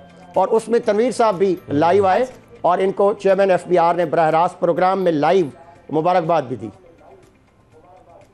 तो कैसा लगा तनवीर जब बस आपके ये जब अनाउंस हुआ, तो आपको उस वक्त तक तो यकीन आना शुरू हो गया? जब मुझे मेरे रोंगटे खड़े हो रहे हैं इस वक्त सुनकर कि जब आपका नाम अनाउंस हुआ, तो आपकी क्या कैफियत होगी उस वक्त? एक्चुअली वही बात है कि मुझे पहले यकीन नहीं आया, तो वो सही बात कह रहे हैं कि जो सेकंड कॉल आई थी वो उसी नंबर से आई थी जो कि जहाँ से हमें पहले एक मैसेज आ चुका था कि आप पार्टिसिपेट कर चुके हैं, तो फिर उस पर फिर हमें यकीन आया कि ठीक है ये वाकई लाइव जो है चल रहा है। अच्छा, इससे पहले आपके नाम पहले भी निकल चुके हैं, आप बता रहे हैं आप करते रहते पार्टिसिपेट? नहीं, इससे पहले कभी भी पहला है हाँ, ये फर्स्ट। जबरदस्त। यानी कि FBR के जो इस वक्त ये 1 साल तक ये होगा, अब जो कोई भी रसीद होगी ना वो मैंने जरूर करनी है। अब मुझे यकीन आना शुरू हो गया है, क्योंकि असद साहब जो मैं कहती हूँ वाकई में आपने जो ये लास्ट वीक जब आप आए थे ना, मैं ऑनेस्टली कन्फेस करूंगी मुझे भी इतना यकीन नहीं था कि निकलेगी। लेकिन कितने की शॉपिंग की थी आपने? ये सवाल जरूरी है। शॉपिंग कितने की और आपने मेक श्योर कैसे किया कि इस शॉपिंग मुझे यहाँ से करनी है ताकि आपको पक्की रसीद मिले?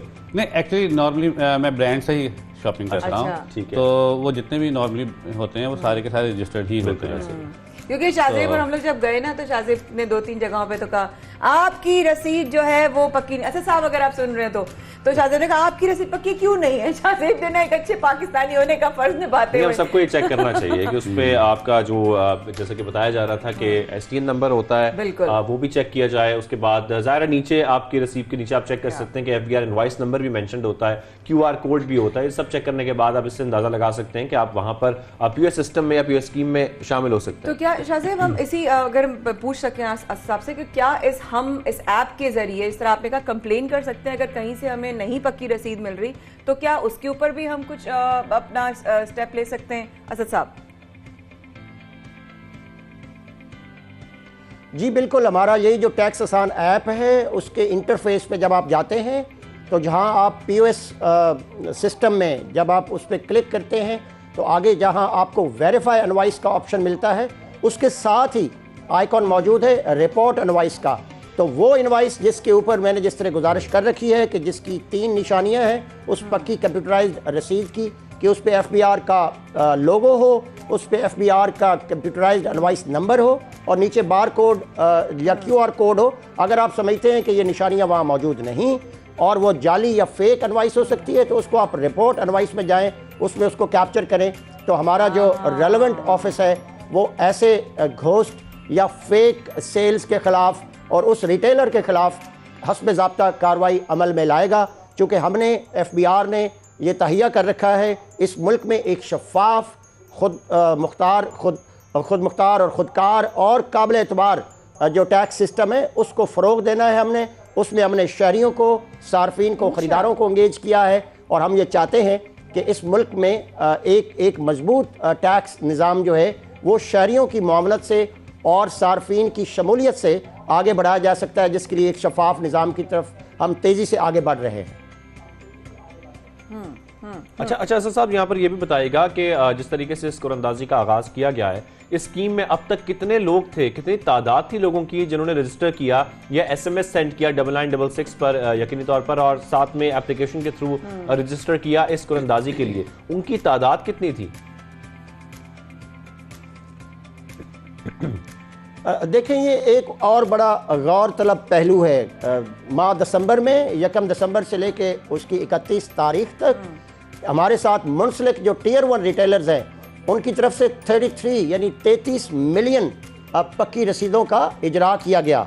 लेकिन सार्फिन की शमूलियत का आप इस बात से अंदाज़ा लगाएं कि सार्फिन ने, ख़रीदारों ने महज 53,000 इनवॉइसेस को वेरीफाई किया हमारी इस टैक्स आसान ऐप में जाके और सिस्टम में जाके, और कोई 8,000 इनवॉइसेस ऐसी थी जो तस्दीकी अमल से आगे नहीं बढ़ सकी।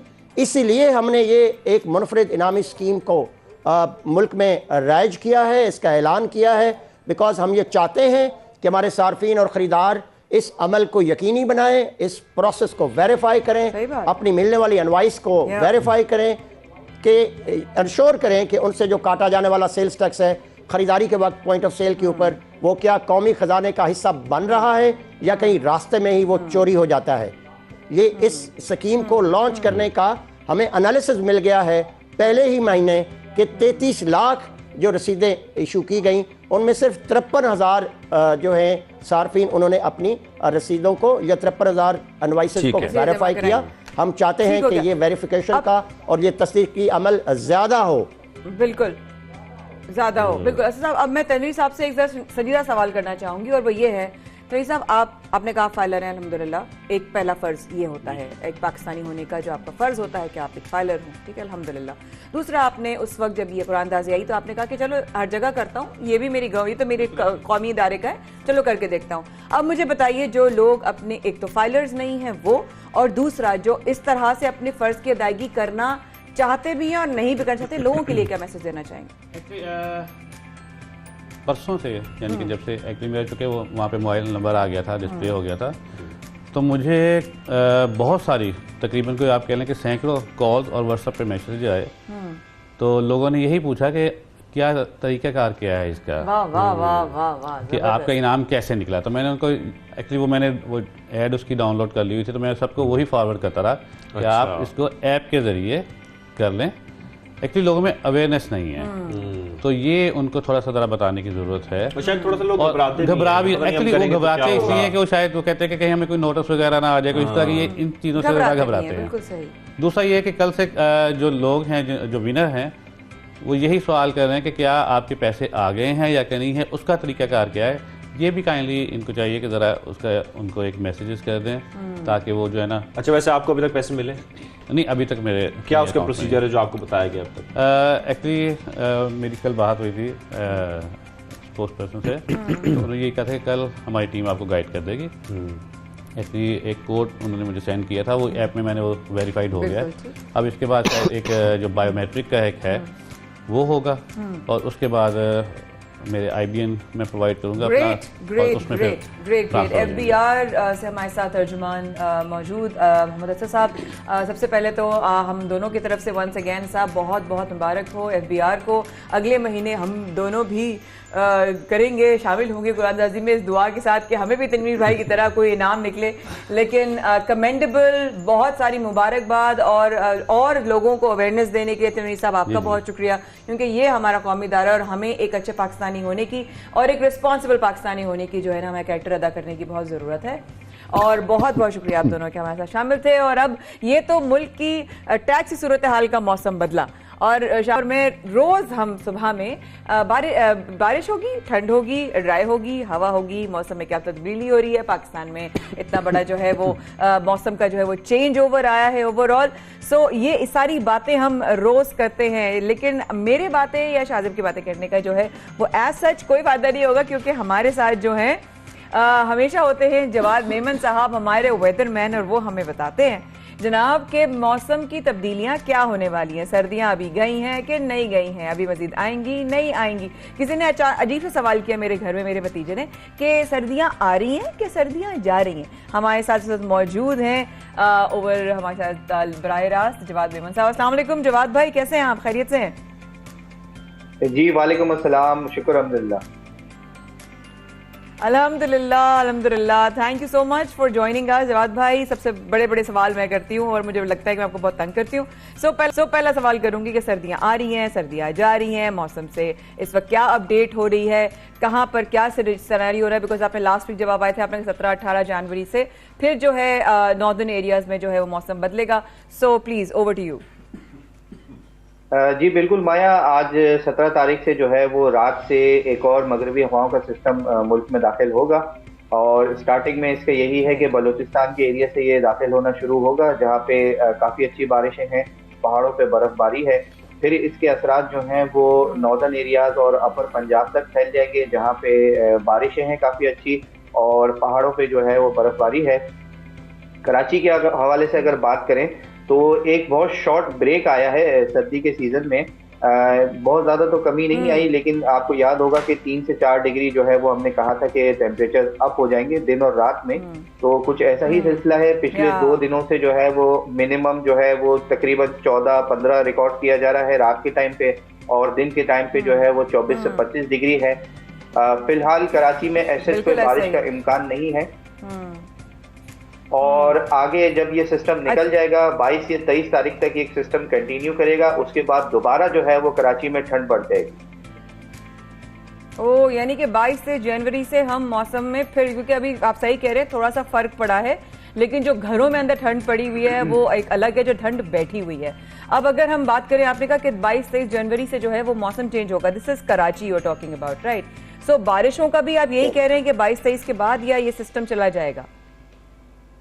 देखिए, ये 22-23 को जो है ये सिस्टम जो है पाकिस्तान से निकल जाएगा, और अगेन जैसे कि आपको पता है जो पैटर्न चला आ रहा होता है कि ये मगरिबी हवाओं का सिस्टम मुल्क से निकलता है और उसके पीछे अगेन एक कोल्ड वेव चली आ रही होती है। तो जैसे ही ये सिस्टम निकलेगा फिर दोबारा कराची से कश्मीर तक जो है वो ठंड में इजाफा हो जाएगा पूरे मुल्क में।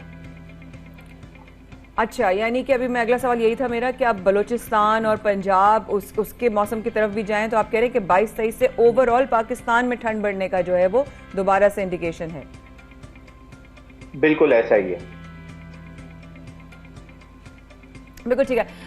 जवाद भाई, आपने लास्ट टाइम भी जब आप आए थे तो सवाल किया था हमने, तो आपने कहा था कि मौसम बदलेगा 17-18 के बाद नॉर्दर्न एरियाज में। तो क्या बर्फबारी जिस तरह अभी हमने पिछले दिनों देखा नेशनल कैलामिटी आई, तो क्या उस हवाले से कोई और मतलब मजीद आने की बर्फबारी की कोई इम्कानात हैं? देखिए माया, ये जो सिस्टम आ रहा है ये पिछले सिस्टम से तो काफी हद तक कमजोर है, क्योंकि वो एक गैर मामूली सिस्टम था। लेकिन अभी भी ये जो सिस्टम आ रहा है इसके जेर असर इन सारे एरियाज में जो है वो लाइट टू मॉडरेट बर्फबारी मुमकिन है। मरी, गलियात, इन सब रीजन में जो है वो एक बार फिर बर्फबारी का सिलसिला शुरू होगा। इसीलिए जो भी लोग उन एरियाज में ट्रेवल कर रहे हैं वो काइंडली प्रॉपरली प्रिपेयर होके जाएं, क्योंकि ये सारे रीजन में इतनी ज़्यादा शायद सिवियर ना हो, लेकिन फिर भी बर्फबारी का इम्कान ज़रूर मौजूद है और काफ़ी हद तक चांसेस हैं कि ये स्पेल ज़रूर आएगा। बट जवाद भाई, आपको नहीं लगता कि जिस तरह की सिचुएशंस हो चुकी हैं, हम लोग गवर्नमेंट फिर भी प्रिपरेशंस कर रही है, लेकिन अवाम कभी भी इज़ नॉट इनफ प्रिपेयर्ड, कभी भी उनकी तैयारियां इस काबिल नहीं होती कि वो इस तरह की क्लैमिटी से बच सकें? तो लगता है लोगों को जाना चाहिए या लोग फिर भी जाएंगे? देखिए, अगर पॉसिबल है तो अवॉइड करें, क्योंकि ऑलरेडी हम जो है वो पिछले कुछ दिनों में एक हादसा देख चुके हैं। और देखें, बर्फबारी तो सारी जिंदगी होती रहनी है, मौसम तो ऐसा ही रहना है। जब सही हालात हो, बेहतर हालात हो, जब वहाँ उसकी जगहों पे जहाँ जाया जाए, प्रॉपरली प्रिपेयर होके जाया जाए, और फिर वो चीज़ ज़्यादा बेहतर रहती है। बिल्कुल ठीक है। एक और चीज़ कि परसों रात से हमने कराची में देखा कि जवाद भाई हवाएं बहुत चलनी शुरू हो गई थी। क्या ये इसके रीज़न तो नहीं सकता जो अंडर द आइलैंड जो अर्थक्वेक आया उसकी वजह से तो नहीं हुआ? बिकॉज ऑब्वियसली मैं तो एक आम आदमी वाले सवाल करूंगी आपसे, तो ये उसका कोई असर तो नहीं पड़ा पूरी दुनिया में मौसम के हवाले से? नहीं देखें, उसका ऐसा कोई असर नहीं है और उसका इनफैक्ट मौसम पे भी कोई ऐसा कोई असर नहीं होगा। वो पैसिफिक ओशन में एक अंडर वाटर वॉल्केनो था जो फटा और वो हमसे कई हजार किलोमीटर दूर है। ये जो हवाएं चल रही हैं ये बेसिकली विंड डायरेक्शन चेंज हुआ है आने वाले मगरिबी हवाओं के सिस्टम की वजह से। और आपने ये नोटिस किया होगा कि जैसे ही हवाएं शुरू हुई हैं तो इसके साथ साथ कराची में हल्का सा टेम्परेचर भी राइज होना शुरू हो गया है, क्योंकि ये इंडियन रीजन की साइड से हवाएं हैं, ये वो साइबेरिया की ठंडी हवाएं नहीं है जिसके जेर असर वो कोल्ड वेव आती है। ये सिस्टम पास आउट होगा तो फिर साइबेरिया की हवाएं आना शुरू होंगी। राइट, यानी बंदराबाद साइड से जो आ रही हैं वो बादल हमारी तरफ ही बढ़ रहे हैं। बिल्कुल ऐसा ही है। वो अगेन बंदराबाद ईरान का रीजन है और उसके साथ फिर हमारा बलूचिस्तान रीजन स्टार्ट हो जाता है, तो यहीं से ये दोबारा ये सिस्टम एंटर होगा और अपर सिंध तक इसके कुछ असरात होंगे। कराची वगैरह में पाकिस्तान के साहिली इलाकों में ऐसे कोई बारिश नहीं है, टेम्परेचर थोड़े से राइज रहेंगे। बाकी अपर पाकिस्तान और नॉर्दर्न पाकिस्तान में जो है वो बारिशें और पहाड़ों पर बर्फबारी है।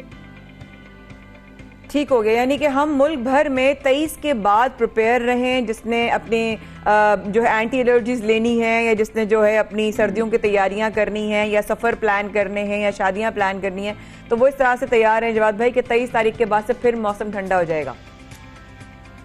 जी बिल्कुल ऐसा ही है। 22 से 23 तारीख को ये सिस्टम पाकिस्तान से निकलेगा और फिर अगेन इसके पीछे एक और जो है वो मॉडरेट टू स्ट्रॉन्ग इंटेंसिटी की कोल्ड वेव आएगी पूरे मुल्क में। Thank you so much. हमारे साथ वेदरमैन जवाद में मौजूद थे। Thank you for your time. इंशाल्लाह फिर आपको तंग करेंगे। तो ख़वातीन हज़रात, ये तो थी अब तक की कुछ सेगमेंट्स और कुछ अपडेट्स। शाहजेब और माया हैं आपके साथ, रहिएगा हमारे साथ इस वक्फे के बाद और बहुत सारी खबरें और बहुत सारी अपडेट्स हैं। दुनिया का गोल चक्कर अभी कहाँ लगाया, सो स्टे विद अस।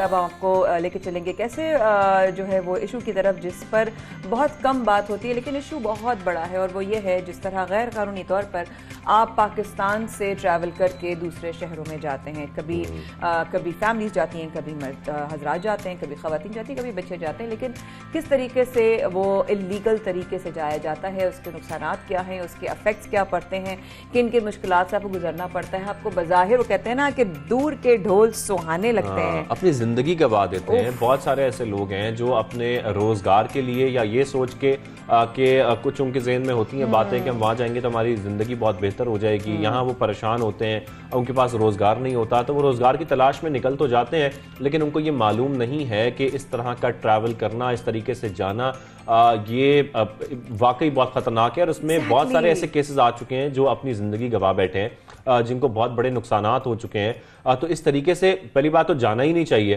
और कितना नुकसानदेह है। इसी मामले पर बात करने के लिए इंसानी स्मगलिंग पर हमें ज्वाइन किया है समाजी कारकुन अंसार बर्नी साहब से। Anti human traffic state department ने भी उन्हें इंटरनेशनल हीरो डिक्लेयर किया था और आज वो हमारे साथ मौजूद है। अंसार बर्नी साहब, बहुत शुक्रिया हमें सबसे पहले पाकिस्तान में आपने ज्वाइन किया है। सर, सबसे पहले तो मैं यही जानना चाहता हूँ, ये इस तरीके से जाना, गैर कानूनी तरीके से जाना, इसके कितने केसेस अब तक आ चुके हैं? लोग इसकी कोशिश करते क्यों हैं आखिर?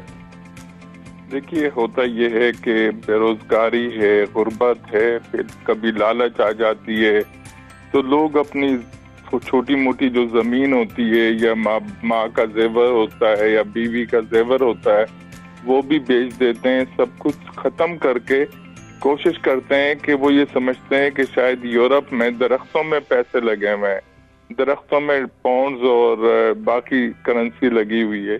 ऐसा नहीं है, ऐसा नहीं है। इनको धोखा दिया जाता है। ये जो एजेंट हैं, जो लोग गैर कानूनी तरीकों से आते हैं, ये मुख्तलिफ रास्ते अपनाते हैं। ये एट दी एंड जब ग्रीस तक पहुंचने में कामयाब होने की कोशिश करते हैं, तो मैं आपको तकलीफ दे अमर ये बताऊं कि ये पहले ईरान जाते हैं, तो वो एजेंट ईरान में ले जाने के बाद दूसरे एजेंट को बेच देता है इनको, और वो अपने पैसे लेके चला जाता है। फिर ईरान में इन पे तशद्दुद किया जाता है, तशद्दुद करके इनकी वीडियो बना के इनके घरों पे भेजी जाती है और फिर मजीद पैसे मंगवाए जाते हैं। अगर पैसे आ गए तो ठीक, तो फिर इनको ले जाया जाता है टर्की तक, टर्की में इनको फिर बेच दिया जाता है। और ग्रीस तक पहुंचते पहुंचते एक तो आधे पहुंच पाते हैं, आधे पहुंचते भी नहीं है, या ये डूब जाते हैं, या ये इनको पकड़ लिए जाते हैं, या मार दिए जाते हैं, या इन एजेंटों ने ही इनके साथ इतना तशद्दुद किया होता है कि ये चलने फिरने के काबिल भी नहीं रहते। तो ऐसी सूरत हाल के अंदर जब ये ग्रीस पहुंचते हैं तो जेल इनका मुकद्दर होता है, या फिर लीबिया का रास्ता अपनाते हैं। ईरान तुर्की के बाद जो अरब ममालिक हैं बहुत सारे, या खलीजी ममालिक हैं, वो रास्ता अपनाया जाता है। लेकिन आप ये समझ लीजिए कि इनकी जिंदगी तबाह हो जाती है। लेकिन तकलीफ दे अमर ये है कि चूंकि इनकी बेरोजगारी है, या गुर्बत है, या बहुत ज्यादा महंगाई हो गई है, तो होता यह है कि ये बार बार कोशिश करते हैं। और क्यों कोशिश करते हैं, मैं आपको असल वजह बता दूं कि 20 लोग निकले एक शहर से, मसला मंडी बहाउद्दीन से, या गुजरात से, या कहीं से भी, कराची होकर 20 लोग निकले, उसमें से 2 या 3 या 4 पहुंचने में कामयाब हो गए। वहां उन्होंने जॉब शुरू कर दी। जिन हालात में भी रहे वो तो बताना काबिल, आपको यकीन ही नहीं करता कि किन हालात में रहे होंगे वो। फिर वो जब पैसे भेजते हैं और गोबर जहाँ पे होता हो, गंदगी खलाजत होती हो, वहाँ एक अच्छा सा मकान बन जाता है, तो बाकी लोग उसको देख के कोशिश करते हैं कि हम भी शायद निकल जाएं। और कई दफा कोशिश करते हैं। मैंने कई लड़के ऐसे मिले हैं मुझे, मैं पिछले दिनों ग्रीस गया हुआ था, यूनान, वहाँ मैंने जेलों का विजिट किया, तो ऐसे लड़के मिले कि जो कई मर्तबा उन्होंने कोशिश की है। मैंने कहा यार चंद पैसों में, और इससे बड़ी एक मैं लोगों की आगाही के लिए। अच्छा अंसार बिन साहब, जिस तरीके से आप ये बता रहे हैं, ये इंतहाई अफसोसनाक एक हम देख रहे हैं कि ये तो जिस तरीके से आप खबर दे रहे हैं, लेकिन इसको रोकने के लिए अब क्या करना होगा, या ये अमल ऐसे ही चलता रहेगा? एंटी ह्यूमन ट्रैफिकिंग के लिए खासतौर पर हुकूमत को क्या इकदाम उठाने होंगे कि इस तरीके से ये जाएं भी ना, क्योंकि वो अपनी जिंदगी को बाजी पर लगाकर इस तरीके से जाते हैं। तो इसको रोकने के लिए अब क्या करना होगा खासतौर पर? देखिए, इसको रोकने के लिए सबसे पहले तो जो सरहदों पे बैठे हुए हैं, या जो रास्ते अपनाए जाते हैं वहाँ बैठे हुए जो पाकिस्तानी हैं, उन्हें पाकिस्तानी बनना पड़ेगा। चंद टकों के लिए इंसानियत को बेचना, इससे बड़ी तकलीफ दे अमर कुछ नहीं हो सकती है। मैं आपको एक छोटा सा वाकया बताऊं कि कुछ अरसे पहले मकदूनिया मैसिडोनिया में 6 लड़के पकड़े गए थे, और चूंकि 9/11 का वाकया नया था, तो इन लड़कों को पकड़ के इनकी तलाशी ली गई, तो इनके पास सूरे रहमान निकली, सूरे यासीन, वो जो हमारे यहाँ चलते हुए माँ बाप दे देते हैं कि अल्लाह हिफाजत करे, नादे अली निकली, तो नादे अली में एक तलवार बनी होती है।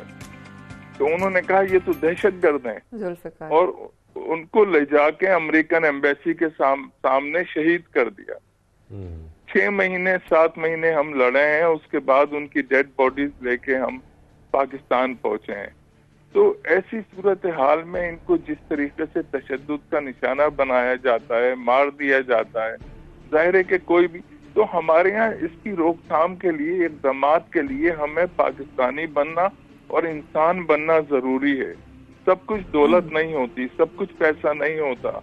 और मैं इन बच्चों से, इन लड़कों से हाथ जोड़ के अपील करता हूँ कि खुदा रसूल के वास्ते कानूनी तरीका अपनाओ बाहर जाने के लिए, ऐसे रास्ते मत अपनाओ। देखिए, बाहर आपको 4 मैयत उठाने वाले भी नहीं मिलते, घर में आपके कम से कम आपका आखिरी चेहरा देख लेते हैं, आखिरी मर्तबा आपको तदफीन में चले जाते हैं। उनको किसी हद तक एक तसल्ली हो जाती होगी। यहाँ तो आपकी डेड बॉडीज ले जाने के लिए कितने मसाइल हो जाते हैं, जितना खर्चा नहीं होता उससे ज्यादा खर्चा हो जाता है। अंसार बिन साहब, यहाँ पर कोई स्टोरी भी हमारे साथ शेयर कीजिएगा। यकीनी तौर पर आप भी जाते हैं और खासतौर पर एंटी ह्यूमन ट्रैफिकिंग के लिए बहुत काम कर रहे हैं। कितने लोगों को, कितने नौजवानों को आप अब तक रेस्क्यू कर चुके हैं या उन्हें बाजियाब करा सके? कोई फैक्ट्स एंड फिगर्स हैं? साथ ये भी बताइएगा कि कितने लोग ऐसे हैं जो 1 साल में नौजवान मुल्क छोड़कर बैरून मुल्क चले जाते हैं गैर कानूनी तरीके से? देखिए, इसमें दो चीजें हैं। अव्वल तो ये कि इसका तखमीना लगाना मुश्किल हो जाता है कि कितने निकले।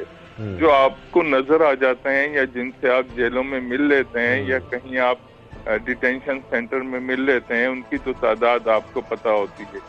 लीबिया से कितने लोग आए हैं, ग्रीस से कितने लोग आए हैं, टर्की से कितने लोग आए हैं, ये इनकी तादाद सैकड़ों में और कभी कभी हजारों में भी चली जाती है।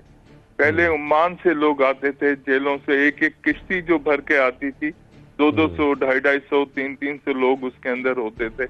अब हफ्ते में अगर 2 किश्तियां वहां से पकड़ के भर के भेजी गई हैं तो आप अंदाजा लगा सकते हैं कि कितने लोग हो जाते होंगे। बिल्कुल। तो इनकी तादाद, बात वही है कि हमारे यहाँ रोकने के रास्तों में इतने आसानियां पैदा कर दी जाती हैं सिर्फ चंद टकों के लिए। बस मैं हाथ जोड़ के अपील करूंगा कि ऐसा ना करो। ये वतन हमारा है, ये मुल्क हमारा है, ये हमारी माँ है, हमारी धरती है, इसको इस तरह से ना करो। ठीक है, अंसार बर्नी साहब हमारे साथ मौजूद हैं और इस अहम मौजू पर बात कर रहे थे। ह्यूमन ट्रैफिकिंग जो आजकल हम देख रहे हैं कि नौजवानों की जानब से बहुत ज़्यादा बढ़ती जा रही है। बहुत शुक्रिया सबसे पहले पाकिस्तान में अंसार बर्नी साहब, आपने हमें ज्वाइन किया। खैर, ये तो एक अहम मामला जिसको डिस्कस करना बहुत ज़रूरी था, जिसको रोकना भी बहुत ज़रूरी है और हमारे नौजवानों को भी चाहिए कि थोड़ा सा ख्याल करें। यकीनी तौर पर यहाँ पर मसाइल तो बहुत हैं, बेरोज़गारी भी है, लेकिन इस तरीके से अपनी जान ख़तरे में डालकर कहीं पर जाना, ये भी उससे बड़ा जुल्म है। और शाहजेब ये भी है कि घर वालों को भी प्रेशर नहीं करना चाहिए कि बाहर जाओ, बाहर होना चाहिए, बाहर जाके कमाओगे, हमें पैसे भेजोगे। प्लीज़ आपके आंखों के सामने आपके बच्चे और आपकी औलाद रहें, वो ज़्यादा अहमियत रखता है बजाय इसके कि जहाँ वो अपनी जान की बाजी जो है वो हार जाए और उसको कुछ नहीं पता उसके आगे क्या होगा, जस्ट बिकॉज उसका घर का प्रेशर उसके ऊपर है। सो प्लीज़ हमें प्रेशर नहीं देना चाहिए, लेकिन जहाँ प्रेशर देना चाहिए और वो है मुल्क की अच्छी अच्छी खबरों पर। कि अगर हम आपको, अगर ये मैं बताऊँ शाहजेब कि लाहौर के जो है करीब जहाँ पर वो रावी, दरिया रावी बहता है, उसके बिल्कुल साथ में ही एक ऐसा तर्ज का पूरा शहर आबाद होने जा रहा है जो दुबई जैसा और दुबई के स्टैंडर्ड्स पर बना होगा। हैरान हो गए आप? बिल्कुल, मैं हैरान परेशान हो गया कि ऐसा कैसे मुमकिन है। एग्जैक्टली। तो ये है आज की एक और जबरदस्त खबर, और वो है कि आपको जब हम लाहौर लेके जा रहे हैं तो दुबई के तर्ज का शहर बसाने की तैयारियां शुरू हो चुकी हैं। ये शहर दरिया रावी के किनारे पर बनाया जा रहा है और हैरान सब हो रहे होंगे बिकॉज हुकूमत पाकिस्तान की जानिब से दरिया रावी के किनारे दुबई तर्ज का शहर बसाने का ऐलान किया गया था, जिस पर अब काम शुरू हो चुका है। पहले फेज पर काम शुरू हो चुका है। यस, पहले फेज पर काम शुरू हो गया है एक्चुअली। और बताया ये जा रहा है कि रावी रिवर फ्रंट मंसूबा वजीर आजम पाकिस्तान के ख्वाब की तकमील है और 46 किलोमीटर रावी रिवर फ्रंट शहरी फैलाव रोकने में मददगार होगा। तो ये एक अमेजिंग न्यूज है कि लाहौर में एक दुबई के तर्ज का शहर आबाद होने जा रहा है। बिल्कुल, इसी पर मजीद बात करने के लिए हमें इस वक्त ज्वाइन किया है CEO रावी फ्रंट इमरान अमीन साहब ने। इमरान साहब, बहुत शुक्रिया, खुशामदीद कहेंगे आपको। सर, सबसे पहले तो बताइएगा ये किस तरह बात किया जाएगा दुबई तर्ज का शहर रावी के इर्द गिर्द? क्या बात है जी। अस्सलाम वालेकुम Shahzeb, thank you very much invite करने के लिए इस प्रोग्राम में और रावी के बारे में बताने के लिए।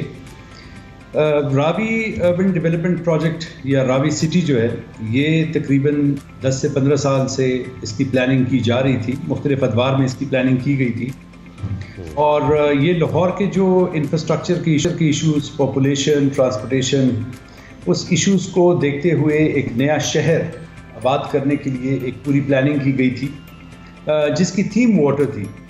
तो ओरिजिनली इसको रावी को रिवाइव करना, रावी जो कि अभी उसमें जितना वेस्ट सारे लाहौर शहर का जा रहा है और वो एक स्लच कैरियर बन गया रादर देन रिवर, तो उसकी रिवाइटलाइजेशन एक इम्पॉर्टेंट फैक्टर था और इसी से ही ये आइडिया इनिशिएट किया गया।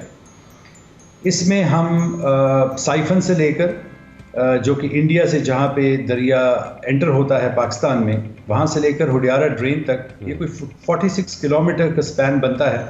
इस पे हम रिवर को चैनलाइज कर रहे हैं। चैनलाइज से मतलब ये है कि हम इसकी फ्लड मेजरमेंट के सारे प्रोटेक्शन मेजर्स ले रहे हैं और इसमें 1 किलोमीटर का इसका चैनल को विड्थ दे रहे हैं, जिसकी वजह से 5,86,000 क्यूसिक का इसमें फ्लड पास हो सकेगा और ये एक फ्लड प्रोटेक्शन मेजर इसकी हो जाएगी। इसके अलावा इसमें 3 बैराजेस बनाए जा रहे हैं। इस बैराजेस की वजह से 2.7 बिलियन लीटर्स ऑफ वाटर यहाँ पे कंजर्व किया जाएगा और लाहौर का भी जो अभी अंडरग्राउंड वाटर की सिचुएशन है जो कि काफ़ी नीचे जा चुकी है, उससे ये दोबारा रिवैम्प हो जाएगा ये वाटर सिचुएशन। इसी कंजर्वेशन ऑफ वाटर जो 3 बराजेस बन रहे हैं, इसकी वजह से लाहौर को एज वेल एज ये जो नया सिटी रावी सिटी है, इस प्लान सिटी को वाटर जो है ड्रिंकिंग वाटर भी अवेलेबल होगा थ्रू डिफरेंट फिल्ट्रेशन प्लांट्स जो हम यहाँ लगा रहे हैं तकरीबन 7 डिफरेंट मकामात पर। तो बेसिक थीम ये थी। इसके साथ जितने भी लाइवली वाटर फ्रंट्स हैं इंटरनेशनली, हमने रेफरेंस किए इसको इंटरनेशनल डेवलपमेंट के साथ, और इसके साथ हमने 1,02,000 एकड़ पर एक पूरा प्लान मुरतब किया जिस पे हम ये शहर बनाने जा रहे हैं। इस शहर की 3 फेजेज़ हैं और फिर मुख्तलिफ जोन्स में इसको हमने डिस्ट्रीब्यूट किया है, जिसमें residential, commercial, medical zone, innovative zone, technology zone, industrial zone, सारे जोन्स इसमें होंगे। और ये इंशाल्लाह आपको पाकिस्तान का पहला स्मार्ट और ग्रीन सिटी जब इंशाल्लाह बनेगा तो नजर आएगा आपको। ग्रेट। इसमें 8 से 10 रेजिडेंट्स होंगे।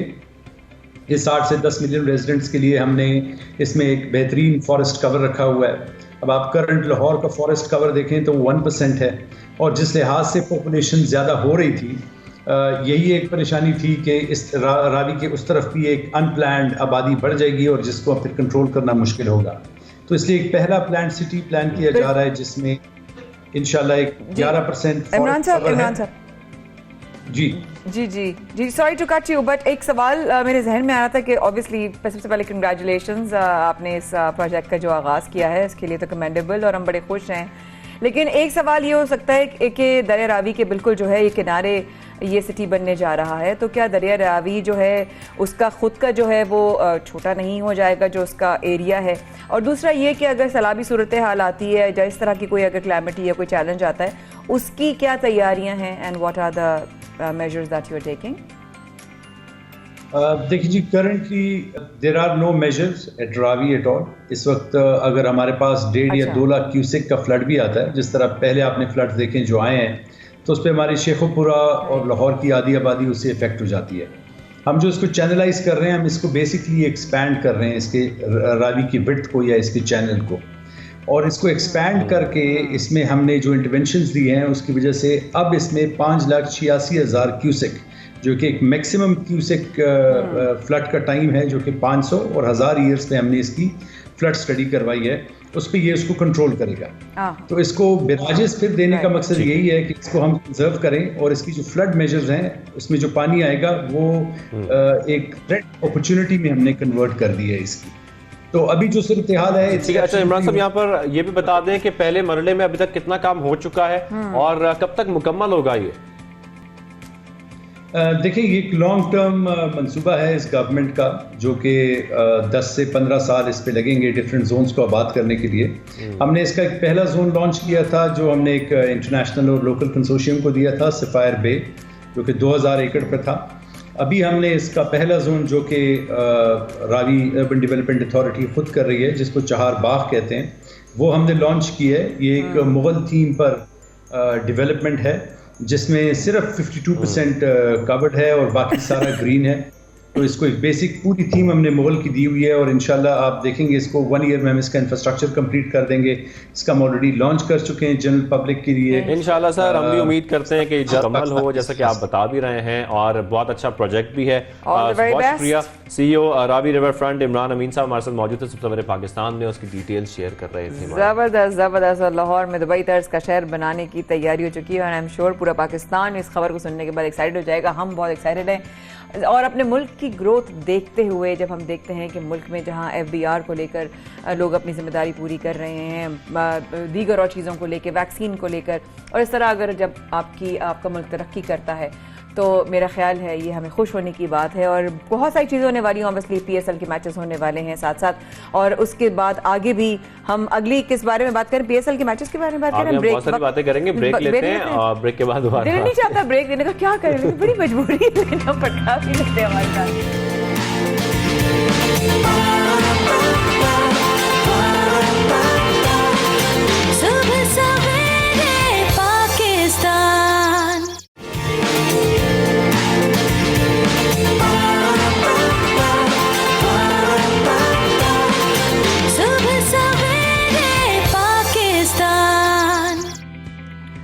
एक एक बार फिर हमारे साथ रहने का बेहद शुक्रिया। आप हमारे साथ बराह रास्त 92 न्यूज़ पर हैं। सुबह सवेरे पाकिस्तान में शाज़ेब और माया कर रहे थे आपका इंतज़ार, और बहुत ही अरसे से हम चाह रहे थे कि हम इस सेगमेंट को लेकर आपके साथ ज़रूर शेयर करें, क्योंकि जब क़याम अभी हमने कहा कि जब इलीगली तौर पर आप पाकिस्तान से निकले हैं तो उसकी क्या मुश्किलात होती हैं, और जब हम इस तरह की कोई कहानी सुनते हैं तो वाकई होता है कि यार अपनों से जुदाई का जो दुख होता है ना, अपने खून से, अपनों से, अपने माँ बाप से, अपने बहन भाइयों से, अल्लाह ताला सब बहन भाइयों को माँ बाप के साए तले एक साथ एक छत के नीचे मोहब्बत और खुलूस के साथ और बरकतों के साथ रखे। क्योंकि क़याम पाकिस्तान के वक्त में जब बहुत से लोग, बहुत सी फैमिलीज़, बहुत से घर जो है वो जुदा हो गए थे, अपनी ज़मीन छोड़ कर लोग कोई बॉर्डर उधर से इधर और इधर से उधर जा चुके थे। लेकिन अगर मैं आपको बताऊं कि फैसलाबाद के एक शहरी जो कि इस वक्त तकरीबन 74 साल बाद अपने भाई से वो जब मिले, तो शाज़ेब क्या वो इमोशनल मोमेंट था। हर आंख वो देखकर मोमेंट इमोशनल हो गई, और शायद अपनों की और कदर आ गई देखने के बाद। बिल्कुल, ये दोनों भाई जो बिछड़े थे वो जब मिले करतारपुर राहदारी के जरिए, और वाकई करतारपुर एक जरिया बन रही है तमाम बिछड़ों को मिलाने का। बिल्कुल। और जिस तरीके से वो दोनों भाई मिले तो वाकई वो जज्बाती मनाजिर थे, दोनों एक दूसरे को देखकर दूर से ही पहचान गए थे, और उसके बाद बगलगीर हुए, एक दूसरे से मिले और बहुत खुश थे, और वाकई हमारे लिए भी बहुत जज्बाती मनाजिर थे ये। तो आज उन्हीं से बात करने के लिए मोहम्मद सिद्दीक साहब आज हमारे साथ सबसे पहले पाकिस्तान में मौजूद है, उनसे हम बात करते हैं। मोहम्मद सिद्दीक साहब, अस्सलाम वालेकुम, क्या हाल चाल है चाचा जी, खैरियत? ठीक है, शुक्र अल्लाह। अच्छा ऐ दसो तुहाडे अपने भरा नाल मुलाकात किवें होई सी? साडे भरा नाल जी मुलाकात इदां होई सी भी साडे नंबरदार आ सराग साहब इस आबादी दे, ते ਇਹਨਾਂ ਨਾਲ ਮੈਂ ਨਾ ਗੱਲਬਾਤ ਛੇੜ ਲੈਣੀ, ਇੱਦਾਂ ਹੀ ਰਲ ਬੈਠੇ ਹਾਂ, ਕੰਮ ਕੁੰਮ ਕਰਨ ਲੱਗੇ ਹਾਂ, ਅਤੇ ਇਹਨਾਂ ਨੂੰ ਮੈਂ ਕਹਿੰਦਾ ਰਿਹਾ ਮੇਰਾ ਭਰਾ ਉੱਧਰ ਜੁਦਾ ਹੋ ਗਿਆ, ਅਸੀਂ ਇੱਧਰ ਆ ਗਏ, ਇੱਦਾਂ ਗੱਲ ਗੁੱਲ ਸੁਣਾਈ ਰੱਖਣੀ। ਅਤੇ ਇਹਨਾਂ ਨੇ ਫਿਰ ਜਿੰਨਾ ਨਾਸਰ ਢਿੱਲੋਂ ਹੈ ਇਹਨਾਂ ਦਾ ਕੋਈ, ਉਹਦੇ ਨਾਲ ਰਾਬਤਾ ਕੀਤਾ ਅੱਜ ਤੋਂ 2 ਸਾਲ ਪਹਿਲੋਂ, ਹਾਂਜੀ। ਉਹ ਫਿਰ ਨਾ ਨਾਸਰ ਢਿੱਲੋਂ ਆਇਆ ਇੱਥੇ, ਮੇਰਾ ਇੰਟਰਵਿਊ ਲਿਆ, ਲੈ ਕੇ ਜੀ ਨਾ ਅੱਗਾ ਪਿੱਛਾ ਮੈਨੂੰ ਸਾਰਾ ਪੁੱਛਿਆ, ਜਿੰਨੀ ਕੁ ਮੈਨੂੰ ਦਾਸਤਾਨ ਯਾਦ ਸੀਗੀ ਉਹ ਸਭ ਕੁਛ ਮੈਂ ਦੱਸਿਆ, ਆਪਣੀ ਵੀ ਦੱਸਿਆ, ਉਹ ਜਿੱਥੇ ਮੇਰੀ ਮਾਂ ਨਾਨਕਿਆਂ ਦੇ ਗਈ ਹੋਈ ਸੀ ਉਹ ਵੀ ਦੱਸਿਆ, ਜਿੰਨਾ ਕੁ ਮੈਨੂੰ ਹੋਸ਼ ਸੀਗੀ ਦੱਸ ਕੇ। ਤੇ ਉਹਨਾਂ ਨੇ ਮੇਰਾ ਇੰਟਰਵਿਊ ਲਿਆ, ਲੈ ਕੇ ਤੇ ਉਹਨਾਂ ਨੇ ਕਿਹਾ ਜੇ ਤਾਂ ਜੀਂਦਾ ਹੋਇਆ ਤੇ ਮਿਲ ਪਊਗਾ, ਜੇ ਮਰ ਗਿਆ ਤੇ ਅੱਲਾ ਵਾਰਿਸ। ਉਹਨੇ ਜੀ ਨਾ 8 ਵਜੇ ਕਿਤੇ ਕਹਿੰਦਾ ਮੈਂ ਨੱਠ 'ਤੇ ਚਾੜ ਦਿੰਦਾ ਆਪੇ ਆ ਜੂ। ਉਹ ਜੋ ਉਹਨਾਂ ਨੇ ਫਿਰ ਨੱਠ 'ਤੇ ਸਲਾਹ ਦੇ ਤੀ, ਉਹ ਚਾੜੀ ਗੱਲ, ਤੇ ਉਹਨਾਂ ਨੂੰ ਫਿਰ ਟੈਲੀਫੋਨ ਆ ਗਿਆ, ਡਾਕਟਰ ਆ ਜੀ ਕੋਈ ਵਾਹ ਇੰਡੀਆ 'ਚ। ਜਲਦੀ ਦੱਸੋ ਤੁਸੀਂ ਉਰਦੂ ਵਿੱਚ ਗੱਲ ਕਰ ਲੈਂਦੇ ਹੋ, ਸਮਝ ਲੈਂਦੇ ਹੋ ਉਰਦੂ? उर्दू समझ लेनी हो तुसी? उर्दू समझ आंदी है? नहीं जी गल कोई नहीं। चाचा डॉक्टर साहब ने अच्छा चाचा, वाकई ਅਸੀਂ ਤੇ ਜਜ਼ਬਾਤੀ ਹੋ ਗਏ ਨੇ ਤੁਹਾਨੂੰ ਵੇਖ ਕੇ। ਸਾਨੂੰ ਇਹ ਦੱਸੋ ਤੁਸੀਂ ਭਰਾ ਨੂੰ ਮਿਲ ਕੇ ਕਿੰਨੇ ਜਜ਼ਬਾਤੀ ਹੋਏ ਸੀ? ਜਜ਼ਬਾਲ ਜੀ, ਹਾਂ ਜਜ਼ਬਾਲ ਜੀ ਬਹੁਤ ਆਏ ਸੀਗੇ, ਬਹੁਤ ਖੁਸ਼ਹਾਲੀ ਆਈ, ਰੋਣ ਹੀ ਆਉਂਦਾ ਸੀਗਾ, ਅਥਰੂ ਡਿੱਗਦੇ ਸੀ ਅੱਖਾਂ 'ਚ, ਪਰੇਸ਼ਾਨੀਆਂ ਸੀਗੀਆਂ ਕਾਹਦੀਆਂ ਅਥਰੂ। ਹਾਂਜੀ ਹਾਂਜੀ। ਤੇ ਇਹ ਚਾਚਾ ਜਦੋਂ ਪਾਕਿਸਤਾਨ ਬਣਿਆ ਉਦੋਂ, ਹਾਂਜੀ ਅੱਛਾ ਜਦੋਂ ਪਾਕਿਸਤਾਨ ਬਣਿਆ ਉਦੋਂ ਤੁਸੀਂ ਅਲੱਗਾ ਕਿਵੇਂ ਹੋਈ ਸੀ ਇਹ ਦੱਸੋ? ਅਸੀਂ ਜੀ ਨਾ ਆਪਣੇ ਆਪਣੇ ਪਿਓ ਕੋਲ ਸੀਗੇ, ਜਗਰਾਵੀ, ਅੱਛਾ ਜ਼ਿਲ੍ਹਾ ਲੁਧਿਆਣਾ ਸੀ। ਅਸੀਂ ਆਪਦੇ ਪਿਓ ਕੋਲ ਸੀਗੇ। ਮਾਂ ਮੇਰੀ ਜੀ ਇਹਨੂੰ ਹਬੀਬ ਨੂੰ ਲੈ ਕੇ ਆਪਦੇ ਨਾਨਕਿਆਂ ਦੇ ਚਲੀ ਗਈ, ਮੇਰਿਆਂ ਨਾਨਕਿਆਂ ਦੇ ਚਲੀ ਗਈ। ਉੱਥੇ ਗਈ ਜੀ ਨਾ ਸਾਥੋਂ ਜੀ ਉਹ 20-25 ਮੀਲ ਸੀਗੇ ਦੂਰ, ਉੱਥੇ ਚਲੀ ਗਈ ਤੇ ਸਾਨੂੰ ਮੁੜ ਕੇ ਪਿੱਛੋਂ ਜੀ ਵੱਢ ਟੋਕ ਹੋਣ ਲੱਗ ਗਈ, ਹੱਲਾ ਪੈ ਗਿਆ। ਪਿਓ ਮੇਰਾ ਉੱਥੇ ਮਾਰਤਾ ਸੀ, ਪਿਓ ਮੇਰਾ ਉੱਥੇ ਮਾਰਤਾ। ਅਸੀਂ ਜੀ ਨਾ ਇੱਕ ਮੇਰਾ ਮਾਸੀ ਦਾ ਪੁੱਤ ਸੀਗਾ, ਤੇ ਅਸੀਂ ਉਹਨਾਂ ਨਾਲ ਰਲ ਕੇ ਨਾ ਜੀ ਇੱਧਰ ਪਾਕਿਸਤਾਨ 'ਚ ਆ ਗਏ। ਹਾਏ ਤੇ ਚਾਚਾ ਤੁਹਾਡਾ ਭਰਾ ਇੰਡੀਆ ਵਿੱਚ ਕਿੱਥੇ ਰਹਿੰਦਾ ਹੈ? ਵਜ਼ੀਰ ਆਜ਼ਮ ਕੋਲੋਂ ਕੀ ਮੁਤਾਲਬਾ ਹੈ ਤੁਹਾਡਾ? ਵਜ਼ੀਰ ਆਜ਼ਮ ਅੱਗੇ ਜੀ ਉਹ ਜੇ ਫੂਲੇਵਾਲ ਪਿੰਡ ਹੈ ਜੀ ਉੱਥੇ ਰਹਿੰਦਾ, ਬਰਨਾਲਾ ਜ਼ਿਲ੍ਹਾ ਬਰਨਾਲਾ ਫੂਲੇਵਾਲ ਪਿੰਡ ਆ, ਉੱਥੇ ਰਹਿੰਦਾ। ਸਾਡਾ ਇਹ ਮੁਤਾਲਬਾ ਮਿਹਰਬਾਨੀ ਕੀਤੀ ਜਾਵੇ, ਉਹਨਾਂ ਨੂੰ ਵੀਜ਼ਾ ਦਿੱਤਾ ਜਾਵੇ ਤਾਂ ਕਿ ਜਿਹੜੀ ਦਿਨ ਦੀ ਸਾਡੀ ਜ਼ਿੰਦਗੀ ਆ ਅਸੀਂ ਕੋਈ ਦੁੱਖ ਸੁੱਖ ਆਪਦਾ ਵੰਡ ਲਈਏ। ਪਿਓ ਇਸ ਤੋਂ ਵੀ ਚਲੋ ਮਾਂ ਦਾ ਕੋਈ ਦੁੱਖ ਸੁੱਖ ਅਸੀਂ ਉਹਦੇ ਨਾਲ ਕਰ ਲਈਏ, ਉਹ ਇੱਧਰ ਆ ਜਾਵੇ। अल्लाह। तो जैसा कि वो मुतालबा कर रहे हैं वज़ीर आज़म पाकिस्तान इमरान खान से कि उनके भाई को वीज़ा दिया जाए ताकि वो यहाँ पर आएँ, और वाकई यकीनी तौर पर जो उनकी उम्र है इस वक्त दोनों भाइयों की, वो ये चाहते हैं कि दोनों भाई अब मिलजुल कर रहें, जो ज़िंदगी उनकी इस वक्त सेहतमंद ज़िंदगी दोनों गुजार रहे हैं वो एक साथ गुजारें, और यही उनका वज़ीर आज़म पाकिस्तान से मुतालबा भी है।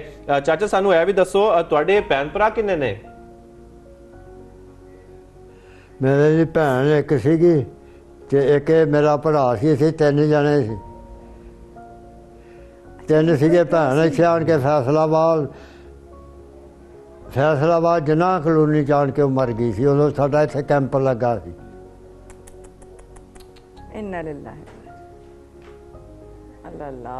ठीक है, तो हमारे साथ मोहम्मद सिद्दीक साहब जिनके जज्बाती मनाजिर हमने यकीनी तौर पर सब ने वीडियो वायरल होते हुए देखे थे, और हम सब चाह रहे थे कि हम उनसे बात करें, एक तरह जानने की कोशिश करें कि उनके क्या जज्बात थे, वो क्या मुतालबा करना चाहते हैं। मोहम्मद सिद्दीक साहब बहुत शुक्रिया, आज आपने हमें शो में ज्वाइन किया। जिस तरीके से वो बता भी रहे थे, अपने भाई को याद भी कर रहे हैं, साथ साथ मुतालबा भी कर रहे हैं वज़ीर आज़म पाकिस्तान से कि उनको वीज़ा दिया जाए उनके भाई को, ताकि वो जल्द से जल्द पाकिस्तान आ सके। बहुत बड़े जरिया मोहम्मद सिद्दीक साहब, तुम्हारी बड़ी मेहरबानी जी, बहुत शुक्रिया, आपने वक्त निकाला हमारे लिए। अल्लाह आपको सलामती दे।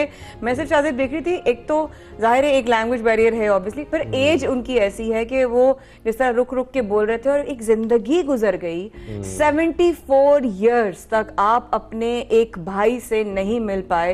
मैं काश मतलब मैं सिर्फ ये कह सकती, उसके बाद जब मिले वो जज्बात उनके, और वो क्या उनके एहसासात क्या होंगे उस वक्त? वाकई में आप ये सिर्फ ये सोचें, आप अपनों से एक वीकेंड नहीं मिल पाते, एक महीना, एक हफ्ता या एक साल, 74 इयर्स एक बहुत बड़ा वक्त होता है। और करतारपुर लाइक शाहजेब सेठ के इतना बड़ा किरदार अदा कर रहे हैं, लोग अपने बिछड़ों से मिल रहे हैं, अपने साथ अपने अच्छा करने वालों से मिल रहे हैं। जहां सिख बरादरी जो है पाकिस्तान आती है तो ऐसे लोग मिलते हैं कि जी फलां मुसलमान ने उस वक्त मेरे दादे को जो है अपना भाई कहा था, ये मोहब्बतें, ये रिश्ते थे, और पाकिस्तान इस वक्त वो किरदार अदा कर रहा है। अल्हम्दुलिल्लाह अल्हम्दुलिल्लाह, जो वाकई में पाकिस्तान का जो मतलब है ना कि यहाँ पर सब एक है। अल्हम्दुलिल्लाह अल्हम्दुलिल्लाह। तो यहाँ पे इनकी इतनी जज्बाती इनकी चीजें थी शाहजेब, आई एम श्योर तुम भी बहुत जज्बाती हो रही होगी उनसे बात मैं उनकी स्टोरी खैर हम सब लोग देख रहे हैं, और जिस तरीके से वो शेयर कर रहे थे और अपने भाई को पुकार रहे थे और चाह रहे हैं कि उनके भाई यहाँ पर आ जाए, उनसे मिल जाएं। हमारी भी दुआ है कि कुछ ऐसा जरिया बन जाए और इस तरीके से दोनों भाई एक साथ मिलकर रहें। खैर आगे बढ़ते हैं और एक छोटी सी बच्ची की कहानी आपको सुनाते हैं, साथ बताते भी हैं कि मैंने अभी तक नहीं देखा था कि कोई 10 साल के असिस्टेंट कमिश्नर बने। कभी कभी वक्त ऐसी चीजें दिखाता है हमें, मेरा ख्याल सबको बताना जरूरी है। जो हमारे ख्वाब होते हैं वो बहुत जल्द पूरे हो जाएं, या जो हमारी ख्वाहिशात होती हैं वो मुमकिन हो सके। तो ऐसा ही मैं देखा कि 10 साल रबीका जो कि एक तालिबा हैं, उनको डिप्टी कमिश्नर इस्लामाबाद हमजा शफकात की जानिब से हौसला बुलंद करने की बुनियाद पर 1 घंटे के लिए एजाजी असिस्टेंट कमिश्नर की जिम्मेदारियां दी गई। वो उस कुर्सी पर बैठी भी और 1 घंटे तक असिस्टेंट कमिश्नर रही, और राउंड भी लगाया उन्होंने, राउंड भी लगाया, बाहर भी गई, राउंड भी लगाया और लोगों से उनकी शिकायतें भी सुनी। और रेबेका जो है वो जब कमिश्नर बनी, असिस्टेंट कमिश्नर बनी, तो उन्होंने इस बात का भी मेरे ख्याल अंदाजा लगाया होगा कि कितनी बड़ी जिम्मेदारी की बात है। और जिनसे वो सवाल कर रही थी उनकी क्या कैफियत होगी, अल्लाह इतनी छोटी सी असिस्टेंट कमिश्नर जो है हमारे सामने आ गई है। और हमारे साथ बराह रास्त है सिर्फ रेबेका, मेरा ख्याल बिल्कुल रबीका भी हमारे साथ मौजूद है और साथ साथ उनकी टीचर भी यकीनी तौर पर हमारे साथ आसमा साहिबा भी हमारे साथ मौजूद हैं। आप दोनों को सबसे पहले पाकिस्तान में खुशामदीद कहेंगे। रबीका सबसे बताएं, साबिक असिस्टेंट कमिश्नर, सॉरी साबिक असिस्टेंट कमिश्नर, अब साबिक हो गई हैं, अब साबिक असिस्टेंट कमिश्नर। रबीका आप बताएं कैसा लगा आपको असिस्टेंट कमिश्नर इस्लामाबाद बनके? मुझे बहुत अच्छा लगा बनके। तो क्या आपके टारगेट क्या थे कि 1 घंटे के लिए अगर आपको असिस्टेंट कमिश्नर बनाया जाए तो आपने क्या चीज़ें बदलनी है, क्या काम करना है, या कोई ऐसी इंस्ट्रक्शंस जो आप देना चाहती हूँ किसी को? फेलो पे साइन भी किए थे। मार्केट में हमने जाके काफ़ी लोगों पे फाइन भी किया था, रेट चेक किए थे, और वहाँ पर काफ़ी अच्छा, फाइन किया था आपने मार्केट में जाकर? उनके मसले भी पूछे थे कि बिरयानी के दाल और बिरयानी के ऐसे उबले चावलों के रेट पूछे थे, कितना रेट है, 250 ज़्यादा हो, कम रेट हो, फिर उन पे ज़्यादा रेट होगा तो फिर उन पे फाइन किया था, 100, 200, 300 ऐसे फाइन करवाया था। अच्छा, आसमा साहिबा से जान लेते हैं। आसमा साहिबा, आप बताइएगा, इनकी टीचर हैं और इन्हें पढ़ाती रही हैं, तो ज़रा बताइएगा कि इन्होंने आपके साथ क्या एक्सपीरियंस शेयर किया अपना असिस्टेंट कमिश्नर बनने के बाद?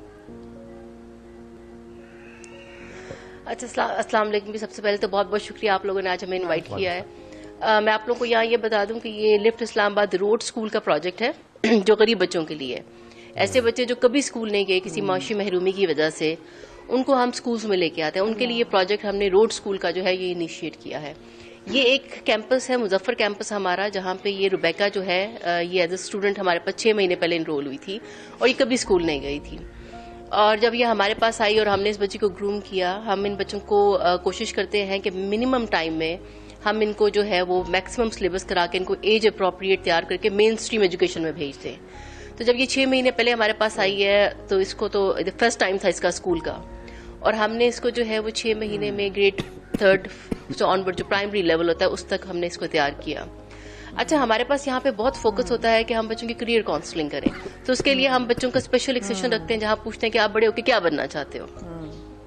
और बहुत से बच्चे आपको नॉर्मली टीचर बनना चाहते हैं या डॉक्टर्स बनना चाहते हैं, 2-3 पर्टिकुलर फील्ड्स है हमारे पास जो लोग जो है वो पिक करते हैं। लेकिन इस बच्ची ने जब कहा कि मैं सीएसएस ऑफिसर बनना चाहती हूँ, तो इनकी टीचर ने मुझे कहा कि मैम इस तरह ये बच्ची है और इसकी ये विश है, तो बताएं हम इसको कैसे हेल्प आउट कर सकते हैं।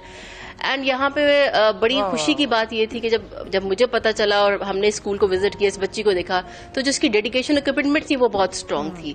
And coming from a background के जो बच्ची कभी स्कूल नहीं गई, उस बच्ची का इस तरह का विजन होना ये बहुत बड़ी बात थी, even for us as well, because हमारा तो डेली बच्चों से इंटरेक्शन होता है। आसमा जी, जब आप लोगों ने इस बात का इनिशिएटिव लिया और आप लोगों ने एज अ ग्रुप या किस तरीके से कदम बढ़ाया, किस तरह सोचा, इससे किस तरह बात की असिस्टेंट कमिश्नर से कि हम रुबैका को अगर एक दिन 1 घंटे के लिए हम बना सकते हैं कमिश्नर, तो हाउ वाज इट, और रिस्पांस जब आया और जब रुबैका को ये न्यूज़ मिली तो क्या उसके रिएक्शन था? जी अच्छा, हमारा क्योंकि लिफ्ट इस्लामाबाद जो है ये एक सोशल वेलफेयर ऑर्गेनाइजेशन है, तो हम बहुत क्लोजली वर्क करते हैं डिस्ट्रिक्ट एंड लोकल एडमिनिस्ट्रेशन के साथ। तो शायद मेरा ख्याल है डिप्टी कमिश्नर शफकात की ये क्वालिटी भी है कि बहुत हर बंदा उनको अप्रोच कर सकता है, because he is very active on social media as well. तो जब खैर हमने उनसे रिक्वेस्ट की और उन्होंने इसको ऑनर किया, तो ये तो एक तो हमारे लिए बहुत बड़ी बात थी, क्योंकि एक रोड स्कूल की बच्ची जो कभी स्कूल नहीं गई, उस बच्ची को एक तो नॉलेज होना, और फिर जो बच्चे इसके साथ पढ़े हैं उन सब के लिए मोटिवेट होना कि यस भी हम जिंदगी में ये बन सकते हैं। And specially from the community जो हमें रिस्पांस मिला, देखिए इन बच्चों को स्कूल में रखने का सबसे बड़ा सेहरा जो है मैं कहती कम्युनिटी को जाता है, क्योंकि यही लोग हैं जो इन बच्चों को स्कूलों तक पहुंचाते हैं, मेक श्योर करते हैं कि ये बच्चे जो है वो स्कूलों में आए। कम्युनिटी इन्वॉल्वमेंट के बगैर नहीं हो सकता। तो जब ये एक मैसेज गया कि एक बच्ची जो है वो असिस्टेंट कमिश्नर बनी है, तो उसके बाद जो कम्युनिटी में जो बात थी, जो एक्साइटमेंट थी पूरे गाँव में और सारा कुछ, वो बहुत स्ट्रांग थी, और बच्चों में जो था वो बहुत शौक था। नाइस, अमेजिंग, बहुत बड़ा काम कर रहे हैं, बहुत बड़ा काम कर रहे हैं। और हमारी आसमा जो टीचर हैं, रुबैका 10 साल की बच्ची, उनसे मुलाकात हुई और आप लोगों ने वक्त निकाला। आप लोगों के हमारे साथ शामिल होने का बेहद शुक्रिया। और आपने बिल्कुल सही कहा कि इस तरह के इनिशिएटिव दीगर और बच्चे जो हैं वो मोटिवेट होते हैं। Thank you so much for being with us. सुबह सवेरे पाकिस्तान में आज बहुत सी बातें, बहुत सी ग्रोथ पाकिस्तान को लेकर और पाकिस्तानियों को लेकर हम लोगों ने आपसे शेयर की, लेकिन इसी ग्रोथ को रखेंगे, सिलसिला जारी रखेंगे, लेकिन कल तक के लिए दीजिए इजाजत। कल आज शाम 4 बजे आप हमें रिपीट में देख सकते हैं और शाज़ेब और माया करेंगे कल बराह रास्त आपका इंतजार सुबह सवेरे पाकिस्तान में। आज बस इतना ही। Will see you tomorrow. अल्लाह हाफिज़।